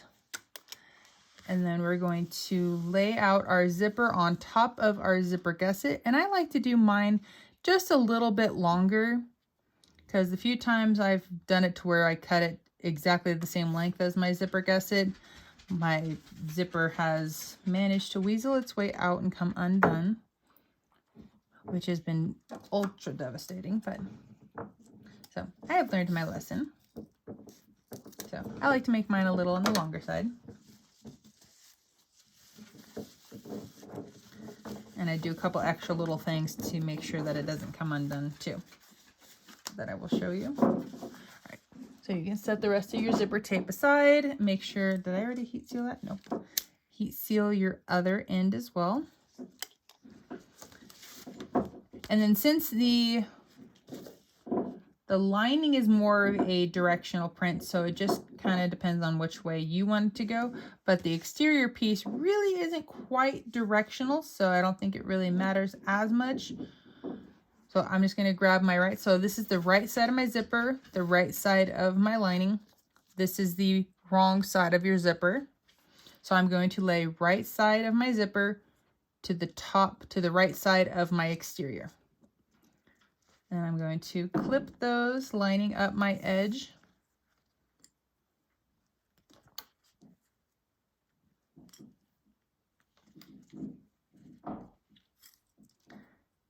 And then I'm just going to base this on at 1/8 of an inch.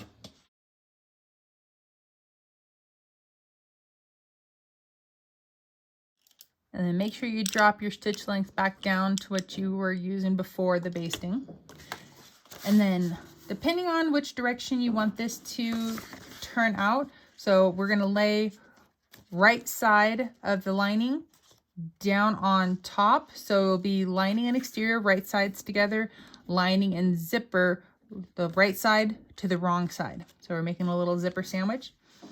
So just to show you what it would be, so if I were to stitch this together, and my zipper's over here. So on the inside of the bag, this is what it would look like. So it would be facing that way. So I like that. I like that option. And then when we put the lining of the regular gusset to attach this, there will be like, to make sure that they line up, I'll show you guys that part. And then make sure you're lining up your edges with your exterior and your lining, and you're also lining up your edges on this end as well.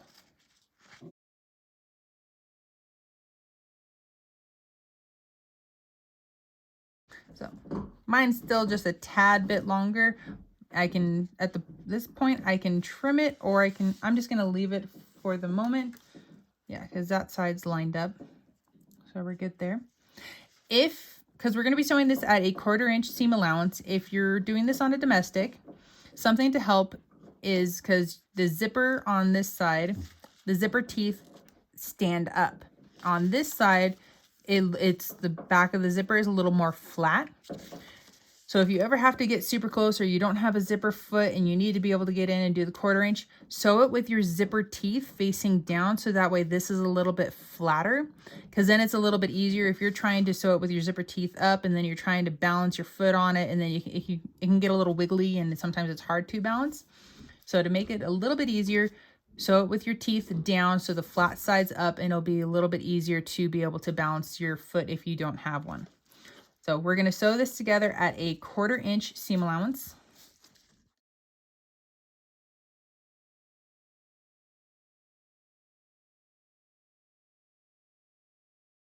Once you got those sewn together, then go ahead and we're going to pull, so they're right sides together right now, we're going to pull them apart, and we're going to put wrong sides together. And then we want to line up our edges here. And so I am pinching our seam that we just sewed. And then I'm kind of like pulling these guys over, this over, but I don't want to pull on my zipper too hard, because I don't want it to cause my zipper to go a little curvy. So I'm just pinching it, making sure getting my seam to lay flat. If you have a little roller thing, you can use that to help your seam lay flat. And then if you really wanted to, you could press it from the back side, because you don't want to press from on top of the vinyl. I'm going to give it a good finger press. Okay, and then we're going to top stitch this at 1/8 of an inch.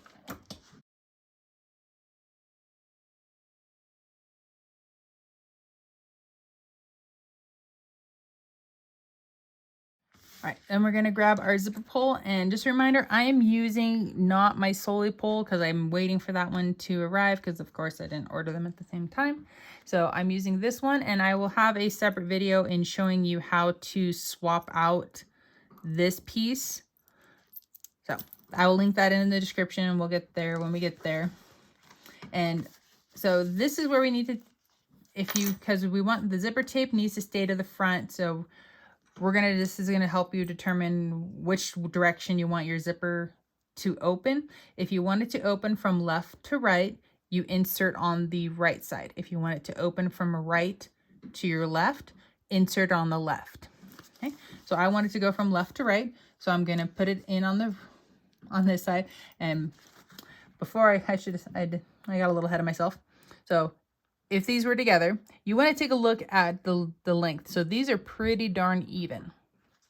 Okay, then you can pull them apart. We're going to grab our zipper pull, insert one side, and then we're going to kind of bend it around, and we're going to insert the other side.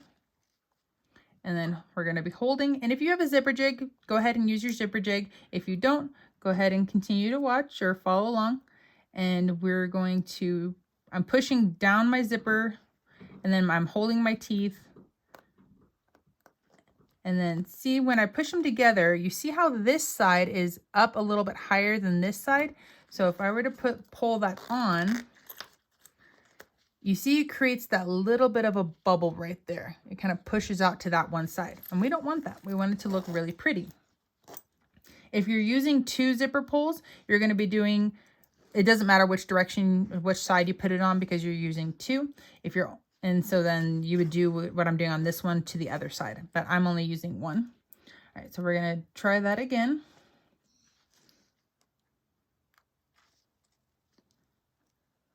Oh, that one didn't get in all the way. And you don't want to stick your zipper teeth into the zipper pull all the way. You're just putting in just enough to get them in, because you want to be able to work your zipper teeth and your pull. Okay, that one wants to keep coming out. So that way they get to be even. Okay, this tape is being difficult. There we go. Okay, so now as you're checking and coming out the back end of the zipper, they look even, just like they did before I pulled them apart. So then when I put the zipper, pull it down, I don't get that bulge to either side, and it looks really nice. Okay.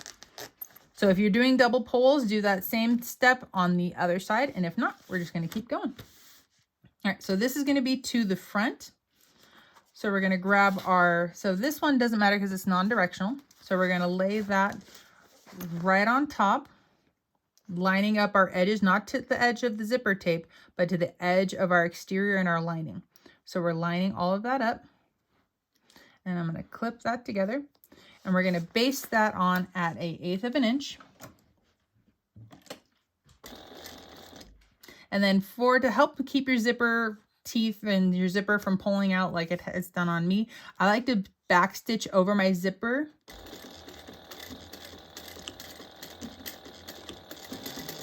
All right, we're going to flip that over. And now we're going to grab our lining. And when we do our lining, so if I were to sew this on like this, they are not going the same direction. They're opposite. So if we take a look at little Kitty and Mike here, they're facing, or they're looking downward, and now they're looking this way. So I want to make sure to flip that around. Perfect. Now they're going the same direction. Everything's lined up. And now I want to then fold that over the top and put right sides together. So now if I double check it, we are going the same direction. Okay. And then line up the top, and then with your exterior gusset, you want to line up your sides here as well. And we're going to sew this down at a 1/4 inch seam allowance. And we're going to do that exact same process to our other side of our zipper gusset. All right, so now we have a completed gusset. So instead of being a gusset and a zipper gusset, this is just now our gusset. We're going to pinch and put the lining and the exterior wrong sides together. And I like to kind of pinch that seam to help it to lay flat. And then I'll also throw a couple clips on it to help it as well. And then I'm going to do the same thing to the other side.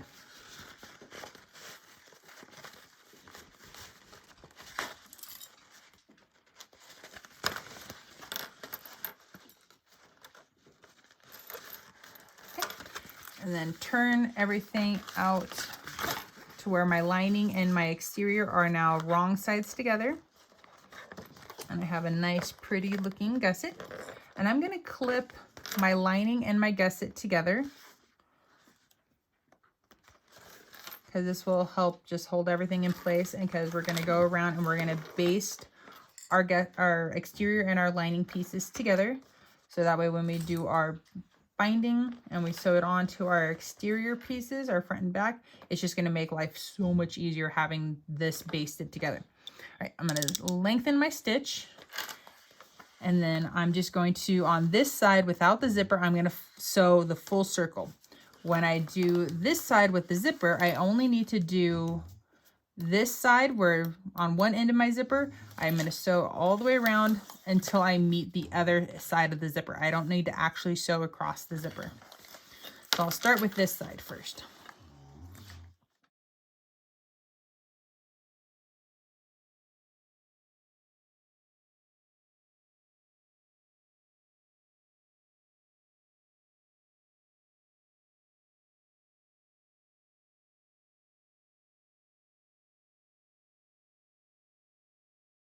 All right, and then I can see the lining sticks out just a little bit. If you want to, you can go around and you can trim off that little bit of excess. All right, we're getting down towards the end. And to be able to help us get everything lined up, I would match up. Oh, if you wanted to, you can top stitch this right here. If your machine is capable of handling it, you can do like a 1/4 inch, an 1/8 inch if you want to top stitch this. If you don't think your machine is going to be able to handle going through all the layers and then plus the zipper tape or zipper teeth that's right there too, you can skip it. It's not a mandatory thing to do. So I like to line up where my seams are right there. I throw a clip on to help hold that in place. Do that on both sides. And then I'm going to work my way down, and this is, I'm going to find my center of my top and bottom of now my gusset, and make sure you're finding the center of the bottom part of the gusset on the front and the back. And then when it comes to the top, you only need to snip the vinyl side. Your zipper side, I normally like to just grab a little marking pin. If you don't have a marking pin, you can use like a little Sharpie. And you just need to make like a small little mark, just something that you can see yourself, not too big to where it's going to be seen through the seam allowance. All right, and we're going to start with the front, because I like to personally start with the front, because the front, it's going to be the easiest to work with because you don't have to fight having a back piece on already. And then plus the front is something that you're going to see first and foremost, so you want it to look the nicest. So I'm going to flip my gusset to where it is now the linings showing on the outside. I'm going to find my mark from my zipper. Oop, I never marked the top of this guy. So let me quickly mark the top of my front.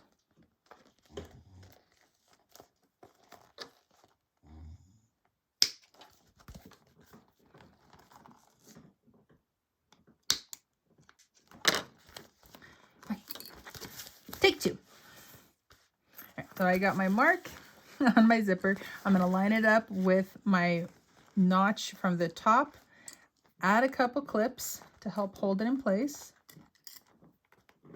And then I'm going to go down to the bottom, lining up both of my notches. Add a couple clips there. And then at this point, you're just going around and you're working your curves and lining everything up. And then just be mindful of the horn, that you tuck it. So see how I'm pulling it back, and then when I line everything up, it should be tucked and safe like that. If you're also having trouble with your curves here, an option that you can do, and just make sure you're doing little snips. You're just gonna make little snips. You don't want to go bigger than, really much bigger than the basting stitch. And you can do that on your gusset and your front. If you go too much bigger than your basting stitch, you run the risk of the snips being able to be seen after you bind your bag together. But with these little snips, they're relief cuts. And so see how much like the curve now fits in there a lot better. It's a lot easier to get it to go through that. So that is an option if you're having trouble with your curves. Okay, now that everything's all clipped together, if you wanted to, you can use staples if you're more comfortable with using those. And then now we're just going to find an area. We're going to baste all of this together. I'm going to just sew it down at 1/8 of an inch to get started. And then for me, when I do my curves, like, so my hands on the inside, I am trying to keep my curve flat, and I'm trying to push, I'm pushing my gusset to where to keep my edges all lined up.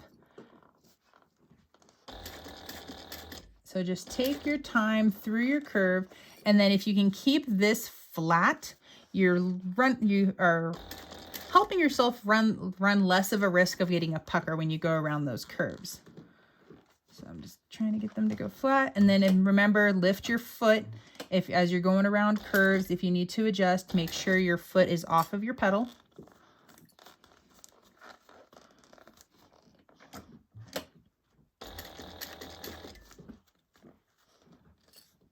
Hopefully, sorry. Try to keep my finger out of the way so you guys can see what I'm doing.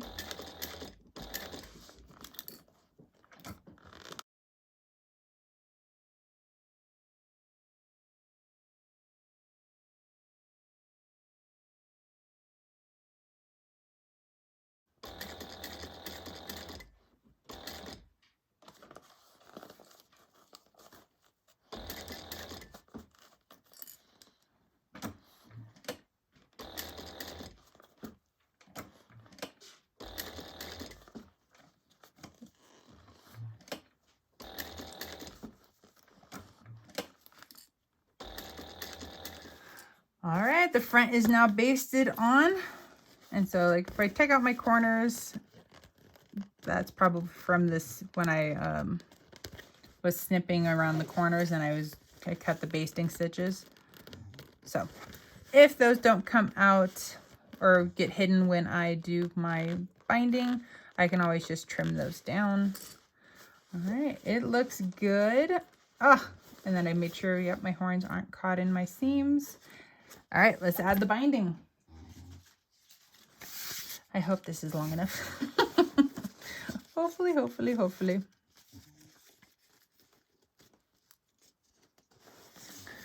All right, and then all you gotta do is just take your time clipping this on. Oh, yes. And if you're using something that's an inch wide, depending on what type of binding you are using, if you are using the bias tape, where you have to sew it down on one side first and then you fold it over, follow whatever type of binding you're using. You'll need to sew it on based on that. But because I'm using a water resistant canvas and this is the side that I'm going to be sewing from, I want to put all of my excess on the back side, so that way I'm making sure that I catch that. So I want most of it to go towards the back, but I want enough of it that I can catch it on the front.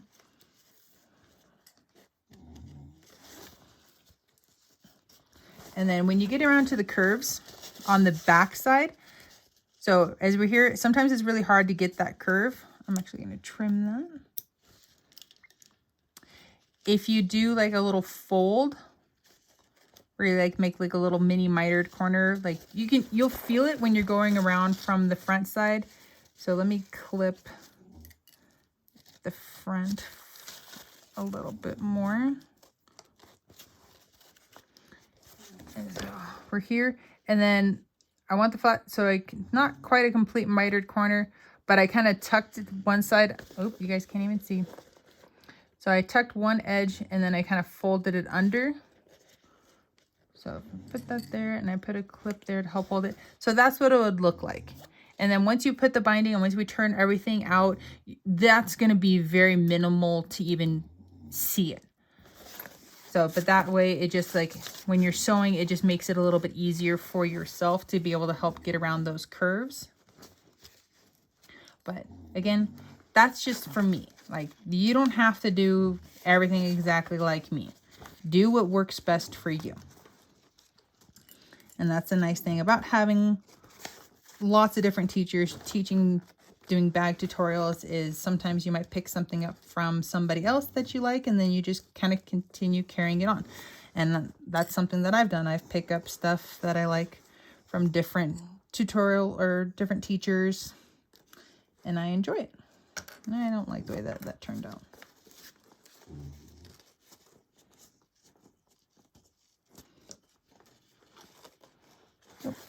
Sorry, you guys can't even, I'm getting a little down out of frame, sorry. This corner wants to be difficult. And then if you have to get like a little curve thing on the front side that you're sewing on too, that's totally a-okay.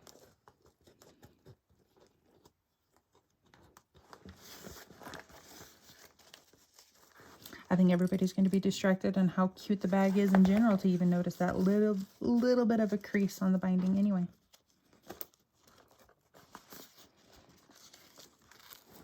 So I'm going to cut it and I'm going to overlap my start and finish just a little bit.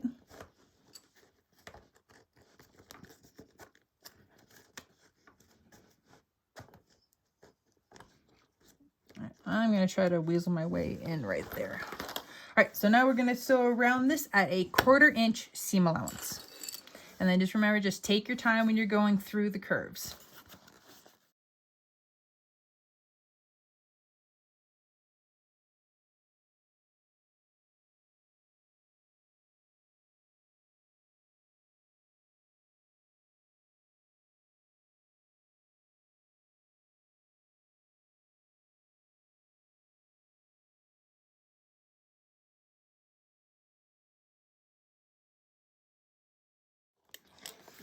All right, so our front is all finished with the binding.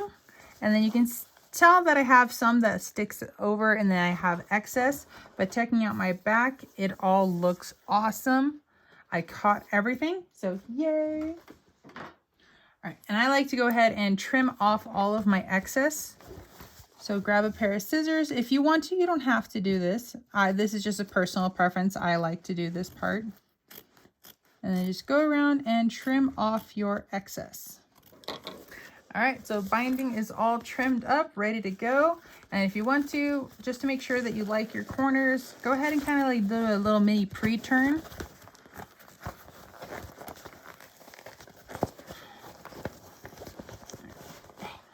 Yeah, those corners look really good. Yeah. I like it. I like it. We are looking good.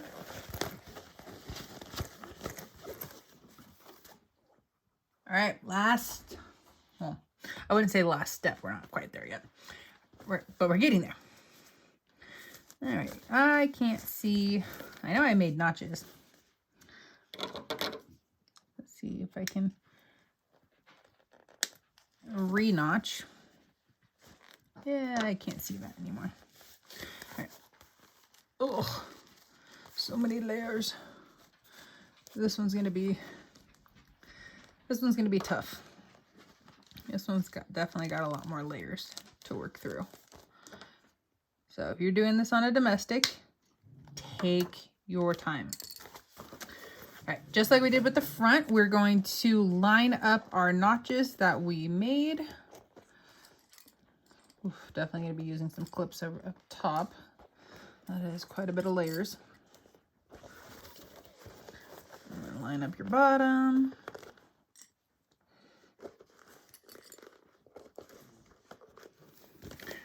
All right, all clipped together, and we're going to baste this together like we did on the front at 1/8 of an inch. A helpful thing is to open your zipper all the way so that way you can reach your hand inside, and that will help you try to get around some of these curves. All right, and then just find a spot to start. Wait.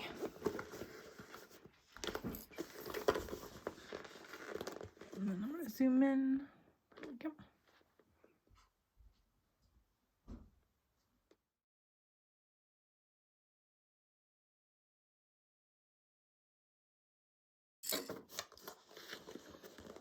Okay, so you can see my hand here. I am gripping and holding onto this, and that's what's helping me rotate my bag over.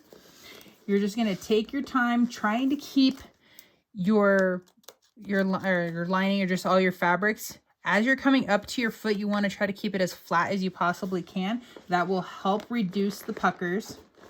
If you need to, stick your hand inside of the bag and double check that you're your exterior pieces that are technically on the inside of the bag at the moment, those are laying flat so that there's no puckers on that side of it as well.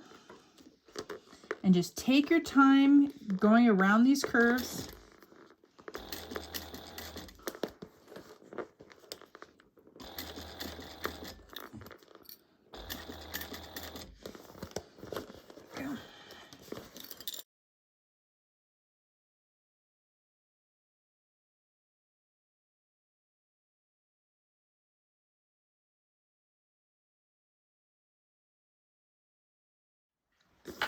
All right, well, there's the bastedness together. Oh gosh. Okay, so if on a couple of your corners, so like right here, I have some parts, oops, there you go. I have some areas that are sticking up. So just to be able to help with the binding, just to make sure that I'm keeping it even going all the way around. Let me keep it in the frame, sorry. Go ahead and trim that little piece off. Just so that so that way when we come around, it's even, and then you don't have this like part that sticks up and then it pushes your binding over. You want to try to keep your edge. Sorry, there we go. Now you can actually see what I'm talking about.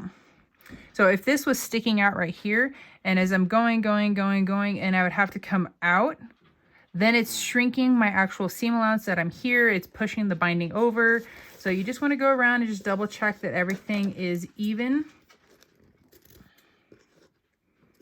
And you don't have to be like super meticulous about it, but just enough the areas that do stick out that could potentially cause any issues to push your binding out. You want to trim those down. All right, last binding. Here we go. Oy vey. Okay, now we're going to sew our binding on at a 1/4 inch seam allowance.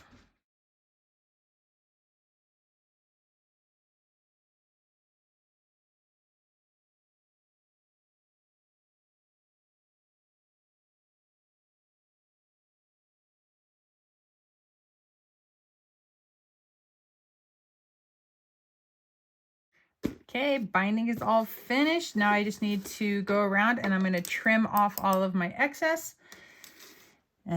We'll be finished. Okay, binding is all trimmed, so now we get to turn our bag out. I'm excited to see Sulley.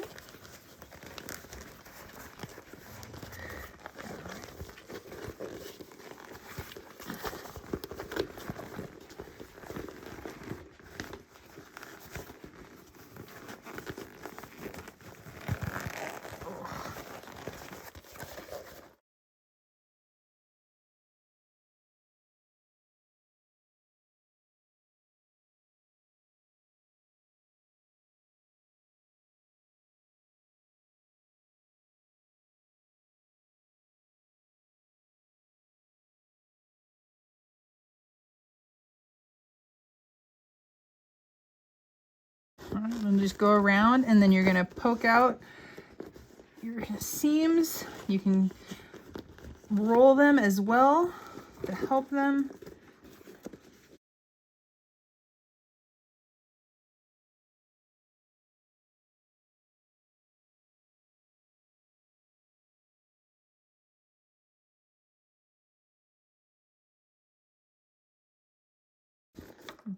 Oh, this is so darn cute. Okay, yes, his horns sit forward, but that's with it open. No, why do you guys sit forward? You guys need to be sitting upright. So you just might need to work these.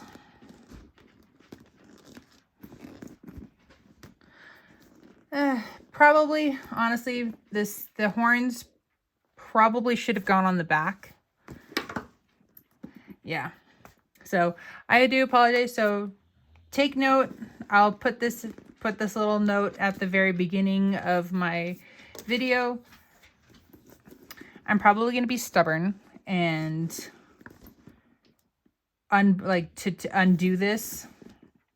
I'm just going to turn the bag back out.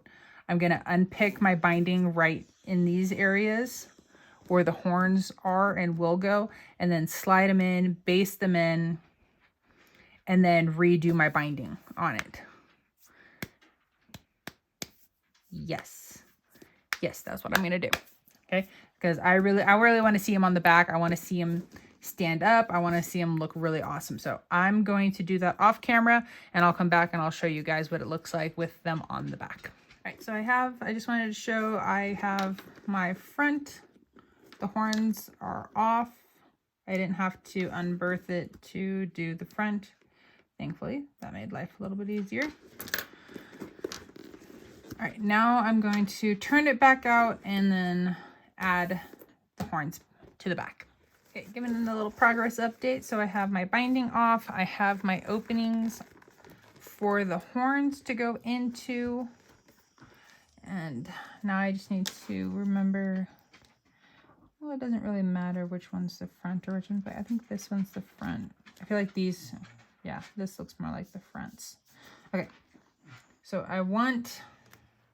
so having them go on the back is a little bit different, because when it's on your back, honestly with these, it really doesn't matter because it looks the same on either side. If you're doing something that really had a side, because when it's up against your back, you want the front of them to actually face towards the front of the bag, because then when it's against your back, that's what's going to be seen. And so if I turn it out, so I want, yes, okay, here we go. I want the fronts of these to be facing upward. So here's the front of this one, So normally when it was on the front, it went front side down, and then you turned up like that. Well, for the back, I want it to go front side up, because so if this is, here's my back, that's going to go against my actual back, and I want the pretty side to go towards the front. So when I turn this out, I want it, so my front will be on this side. I want it to face the front. So I want pretty side up, or front side up. So I'm going to stick that right in my little opening. So you can see, let me try to re-angle this. Okay, there's better. So I have a slight gap in between this piece and then where the horn on this side starts. And then I just want to stick that through, line them up. I'm going to clip that in place. I will baste that after I get my other one. So front side going in.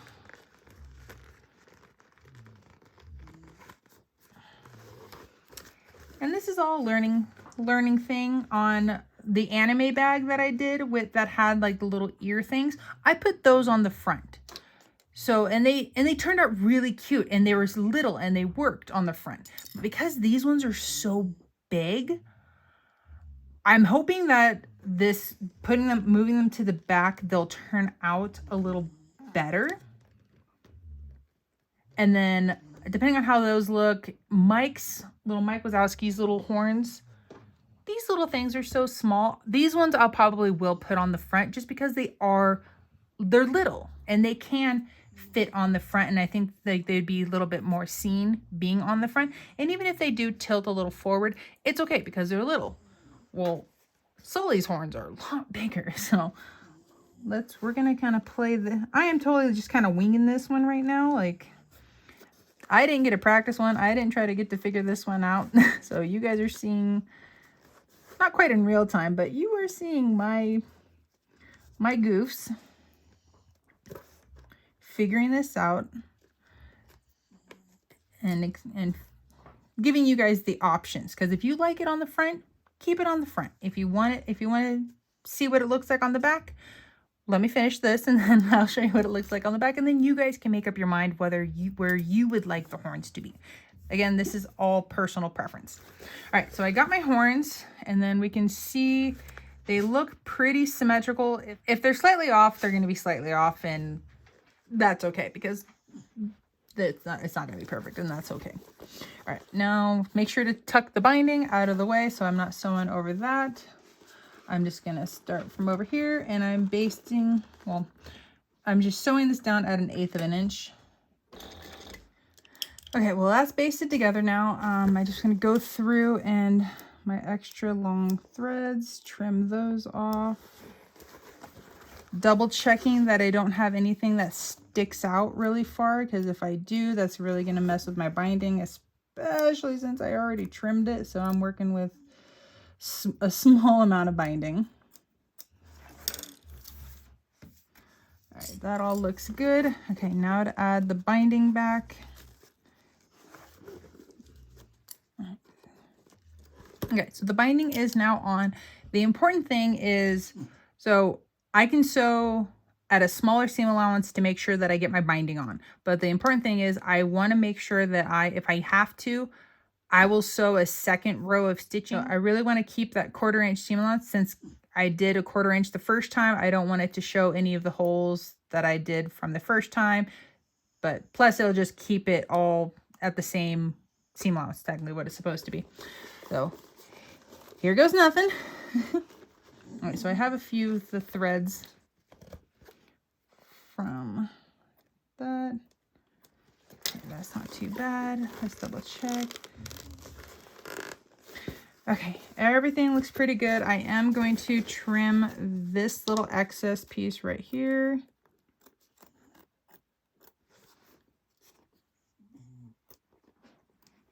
All right, cool. Now let's birth this again. All right, you can't see them as well, but the point is when you wear them against your back, they'll stick out like this. So your body will help push the horns forward. Or before, the horns were flopping forward in front of the bag.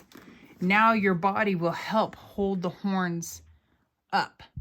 So me personally, I like them on the back. I like that they will be pushed forward. Oh, that's gonna look super cute. Yes, they did look really cute on the front. Oh, that's a tough call.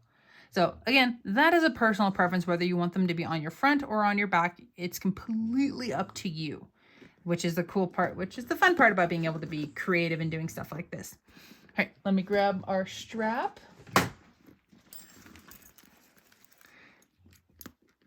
Clip there. Oh, that one. Usually I like to put that one at the bottom. I like to put the one with where the rectangle is at the bottom. There we go.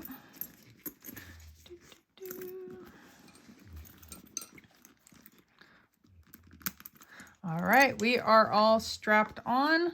Nice long body strap. We got Sulley's signature right there. And then how cute when you wear it, this will stick up until you'll see the M for Monsters Inc. And then your body will help push the horns forward. He's just so cute.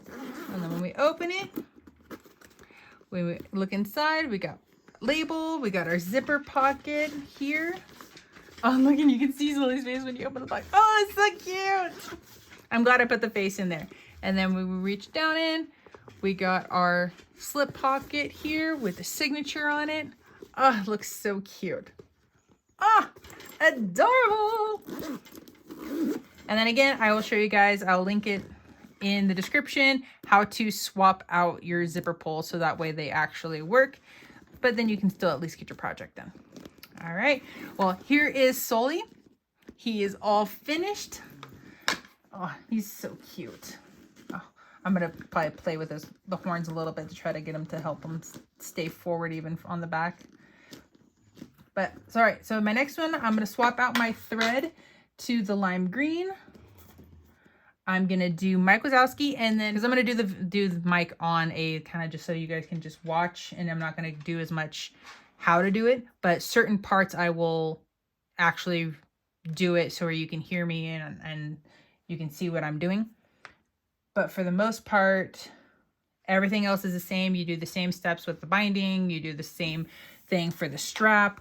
I will show you a couple other things you can do for strap carry options. So then if you wanted to do one of those options, you could do it on the Sulley bag. You could do it on other of the Mav cut and sews. Okay, well, that's it for Sulley, and now we're going to move on to Mike. All right, so I'm going to talk about strap options first. I'm just going to use Sulley as my little model here. Let me pull that out of the way. All right, so this is what our strap situation is currently. So we have a detachable strap.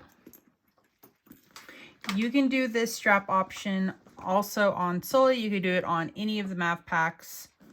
It's totally your option. You can turn the Mav Pack into a crossbody. So you can either add your, instead of using this piece, you can use the D-rings tabs and insert them right here. You can also fold them over and then attach them alongside on the gusset and then have no raw edges, so you can attach them there depending on your machine, if what you're using, if you're comfortable attaching them in here with all the layers. Especially on the larger 120 size percent, you could turn this into an actual backpack. So instead of having an attachment up here, so you take this part off, move this D-ring tab, and grab your other triangle piece and attach it. You can do it here, and then you would hard attach your webbing here, so you could have two pieces, so then you can actually do a backpack, traditional backpack strap. You can also add in a little handle piece up here as well. So you can have a crossbody, a traditional backpack. You could do a sling style bag. So you have a few different ways you can do the Mav Packs, which is really nice. So it just depends on what works for you and what you like. If you're making it as a gift, it depends on what that person likes. If they want it to be a crossbody, a sling, a backpack. Yeah, you got lots of options. So I just wanted to share that prior to getting started on Mike Wazowski. All right, what do I want to do for Mike? I think I'm going to do the sling for Mike. But I'm gonna but these are so cute, and I have a hard time like not using them. They are super cute. Okay, I'm just gonna make the strap like the pattern. So that part, you guys watched me do that on Sulley.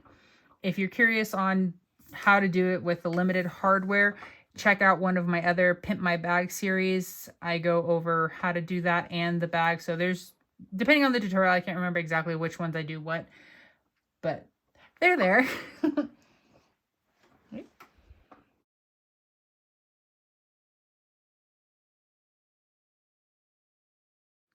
So for the Mike Wazowski one, I decided since it is a smaller bag compared to Sulley, I am going to do the limited hardware. So I'm going to attach it directly in here. So instead of putting my D-ring tab in here, I will just attach my webbing directly to it, centering this. And at this point, sewing this up and doing everything else is the same steps.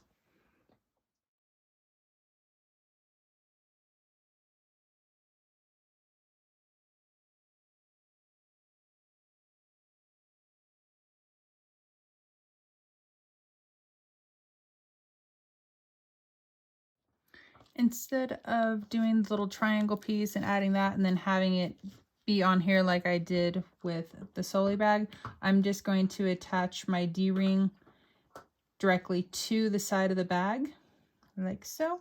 So it's going to be on the opposite side of the signature. And then if you want, you can angle it up a little bit more. You can put it down towards the corner. You don't necessarily want to go into the corner, but give it a nice little angle up and then just base that on in place if you so choose to do it like that, if you want.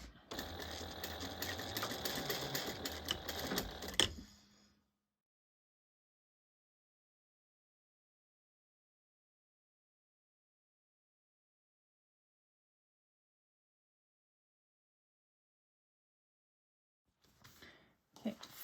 for these cute little pieces that are for the zipper pocket, I decided I'm going to skip doing a zipper pocket on this one. I'm actually going to do 2 slip pockets instead. So for the one that's going to go against the back, I'm going to use the face, and then the one that's going to go on the front panel will be the signature one. So I definitely cut my back piece a lot larger, and so I'm just going to check out to see the size. So its height is a really nice height, and so I just need to shrink the sides down. So the sides will have a larger seam allowance than the top and the bottom. So I'm just going to clip a couple of these on. Okay, so I threw a couple clips on there, and I'm going to start on the bottom, making sure to leave a gap so that way I can turn this out. On the bottom, because this is a little bit hard, it's hard to gauge exactly, but so I'm going to go a little bit bigger than a 1/4 inch when my foot is a 1/4 inch. Then go ahead and trim your corners.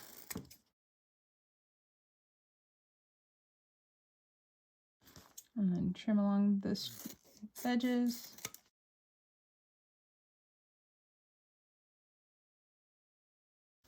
And then where the opening is, I'm starting on the side, and I want to go close to it, and then as I get to the opening, turn outward. And then same with the other side. I'm going to start at the opening, go down, turn, and then go out to the side. So I'm going to leave that part long, so that way when I turn this right side out and I tuck that down, I actually have material there to tuck down in, and it's a little bit easier for it to hold in place.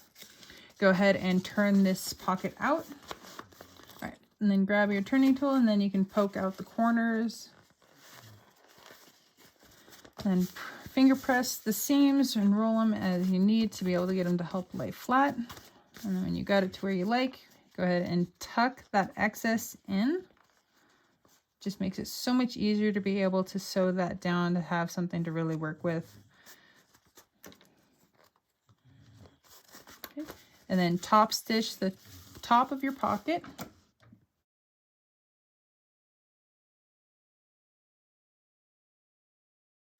Okay, I'm going to give this a little bit of a crease so I can find the center of my pocket.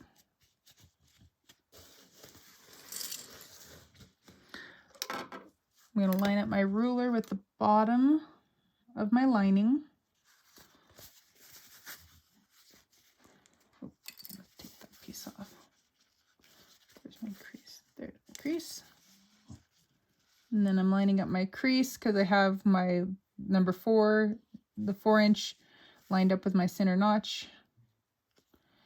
And I have this at, so 1 inch up from the bottom is my pocket.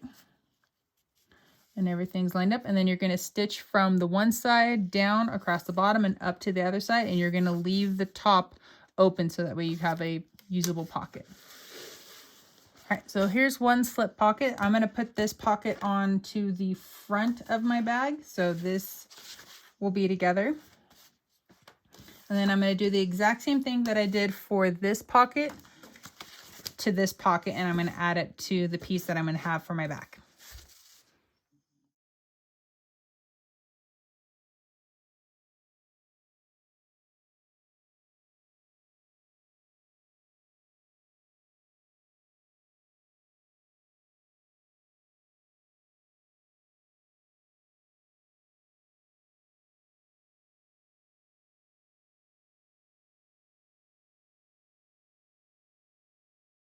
All right, got my pocket all finished, and this is going to be on the back of my bag, so I'm actually going to add my label to this pocket piece. You can add it wherever you want to add it to your bag. This is just where I personally like to normally add it, is on the back, normally above the zipper pocket, but since I don't have a zipper pocket, this will work.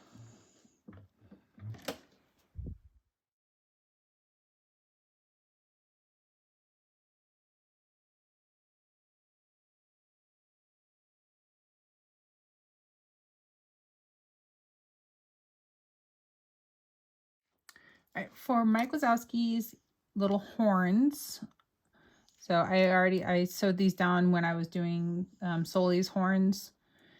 And so here's the marks. And so I ended up transferring and moving Sulley's horns to the back. Mike's, because they're so small, I think they're going to be okay being on the front. And even if they only only kind of like look kind of like that, where they kind of they don't completely like stand up, I think it'll still be I think they'll still look great.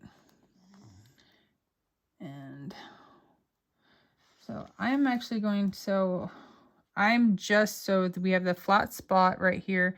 I'm a little to the right of it where it starts to kind of go down, so it's not quite flat anymore. That's where I'm doing, actually, let's move it over. I'm going to do it to where it starts to go tilt downward. This point is right in that, right where it starts to tilt down. And I'm going to do this one. I probably should have done Sulley's like this too. So I'm going to just kind of curve the horn and try to make it follow the edge.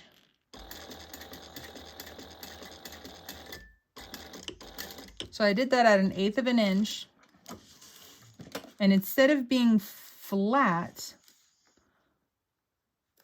yeah, I should have done this to Sulley's. I didn't do it to Sulley's. Because now it's kind of got a curve to it. So it naturally wants to kind of like stick up, instead of where before, if I just sew it down like that, see how it lays flat. Or if I follow the curve, see how it naturally wants to have that curve to it. That's what we want. And I totally messed up doing that on Sulley's horn. So I'm lining up this edge with that point that starts to curve down. So I'm going to start over here.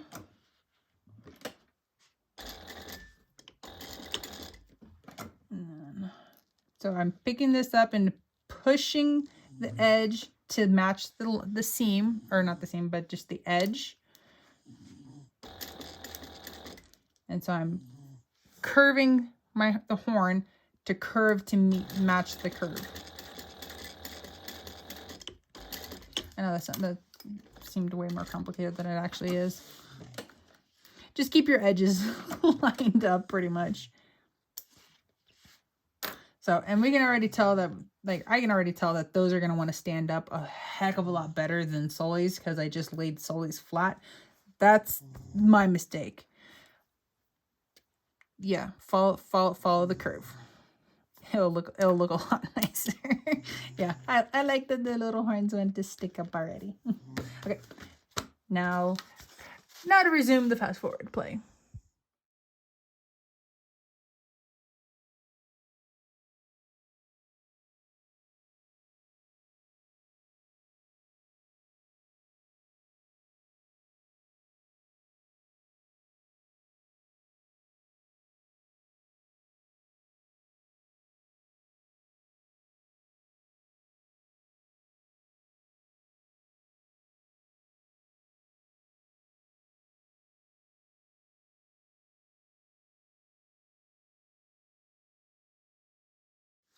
So I just caught myself. I did not trim. I'm going to put the clips back on so you guys can see what I'm talking about. So you saw me trim the zipper gusset. I did not trim the excess off of the bottom gusset. And you can see, if you do not trim, this is what happens when I say you can get a wonky gusset. Yeah, see how much bigger that is? Yeah, that's definitely not gonna work. So I'm gonna just unpick one of my sides, trim it out, and then I'll restitch that and then continue on.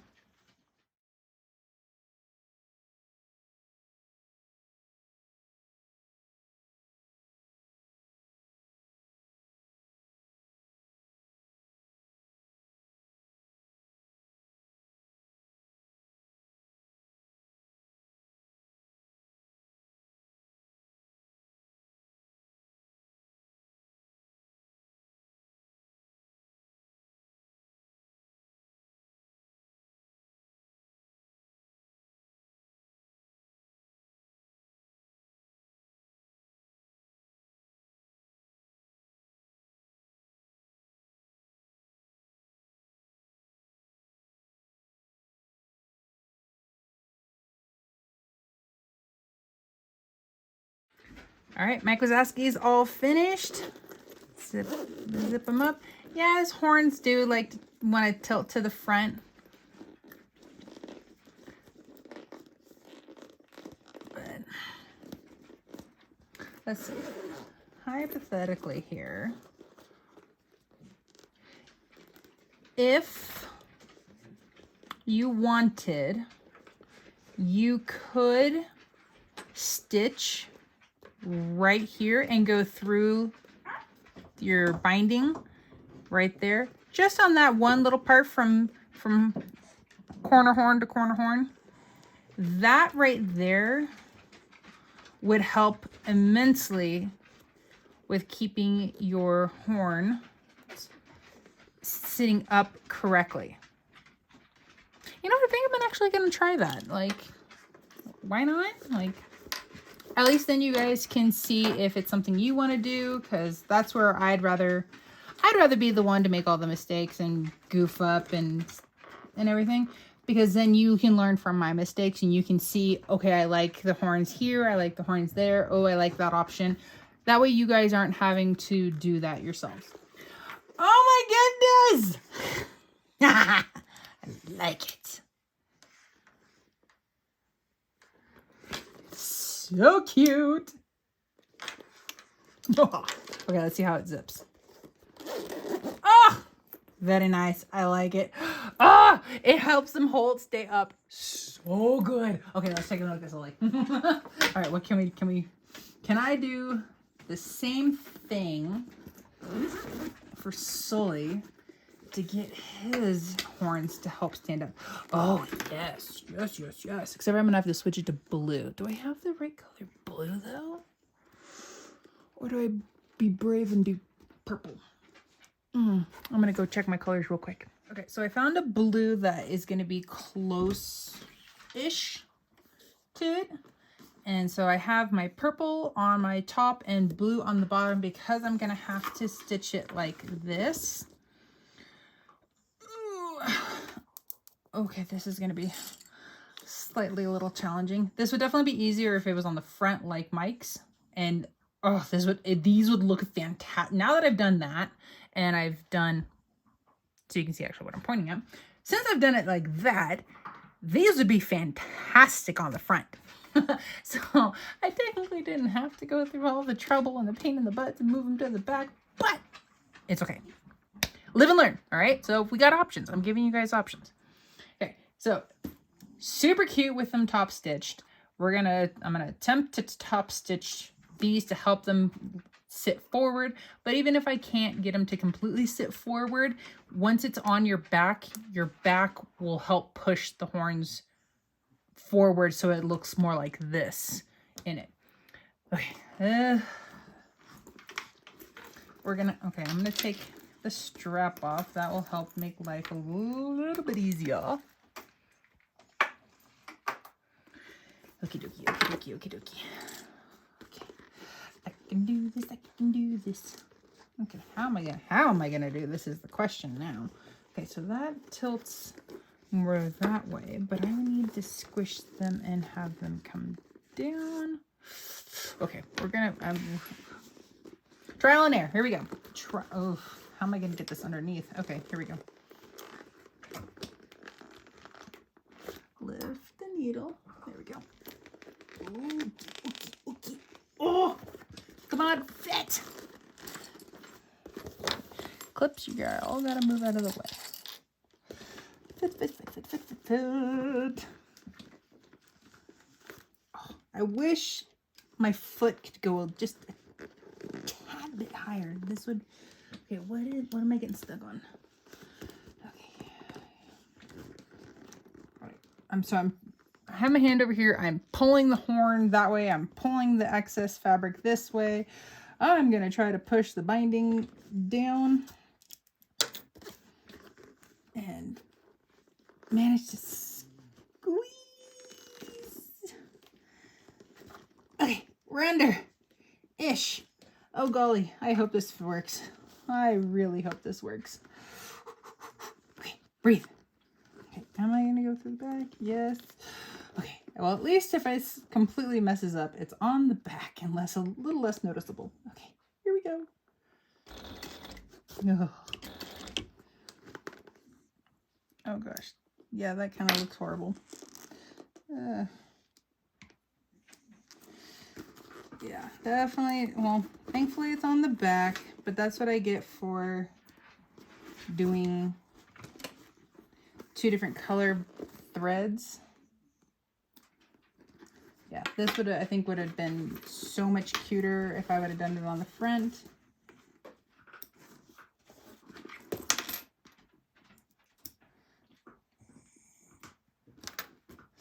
Okay, let's take a gander. Okay, well, they sit forward, like, as kind of like not as cute as I thought it was gonna be. They still sit forward. Like, I'm like super stoked about it. Oops, forgot one thread. Well, thankfully that the color matches pretty darn close, and plus with this being against the back, it's not gonna be as obvious.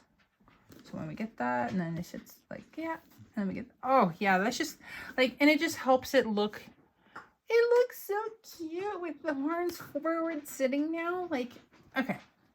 And then we get Mike. Oh yeah, yeah, so if you left the horns on the front, you could definitely do this top stitch, and it would really help push them forward, and it would help with keep like your zipper, I'm like, the thing, your zipper in line. So my zipper wants to kind of like suck itself underneath like that. Probably because I've like messed with it and unsewn it and resewn it. And yeah, I probably should have just left them. Oh well. But it's still stinking cute with the horns on the back. Ah, so cute. All right. Well, thank you guys. I hope you guys enjoyed this tutorial. I know I threw some weird, crazy things at you guys, and you definitely saw some of my mess ups and goofs, but that's part of creating and sewing. So if I mess up and goof, I'm hoping you guys can catch that before you watch this. And either way, I just hope that you don't have to make the same mistakes that I did by watching this tutorial. And anyway, I hope you guys enjoy Mike and Sulley. And if you haven't put your comments in what the P stands for in James P. Sullivan, it is Patrick. James Patrick Sullivan. Well, again, thank you guys. I hope you guys enjoy these cut and sews. These are the Mav Packs. This is 100%. This is at 120%. The pattern is from Lynn's Handmade. Make sure you get the pattern prior to, because you're not going to be able to buy the cut and sews unless you've turned in your proof of purchase to K&A. And then once you get your proof of purchase to K&A, then you can see all the different options that they have for the different cut and sews. And they have some really awesome ones, and make sure to grab these before they retire. And if you happen to see this video and they've already retired, don't worry, eventually they will come back for a special rerun for you guys. And then plus you can always check in the ready to ship site as well. There might be some hanging out over there. Well, thank you guys for watching, and if you've made it this far, I hope you guys click to subscribe. Thank you.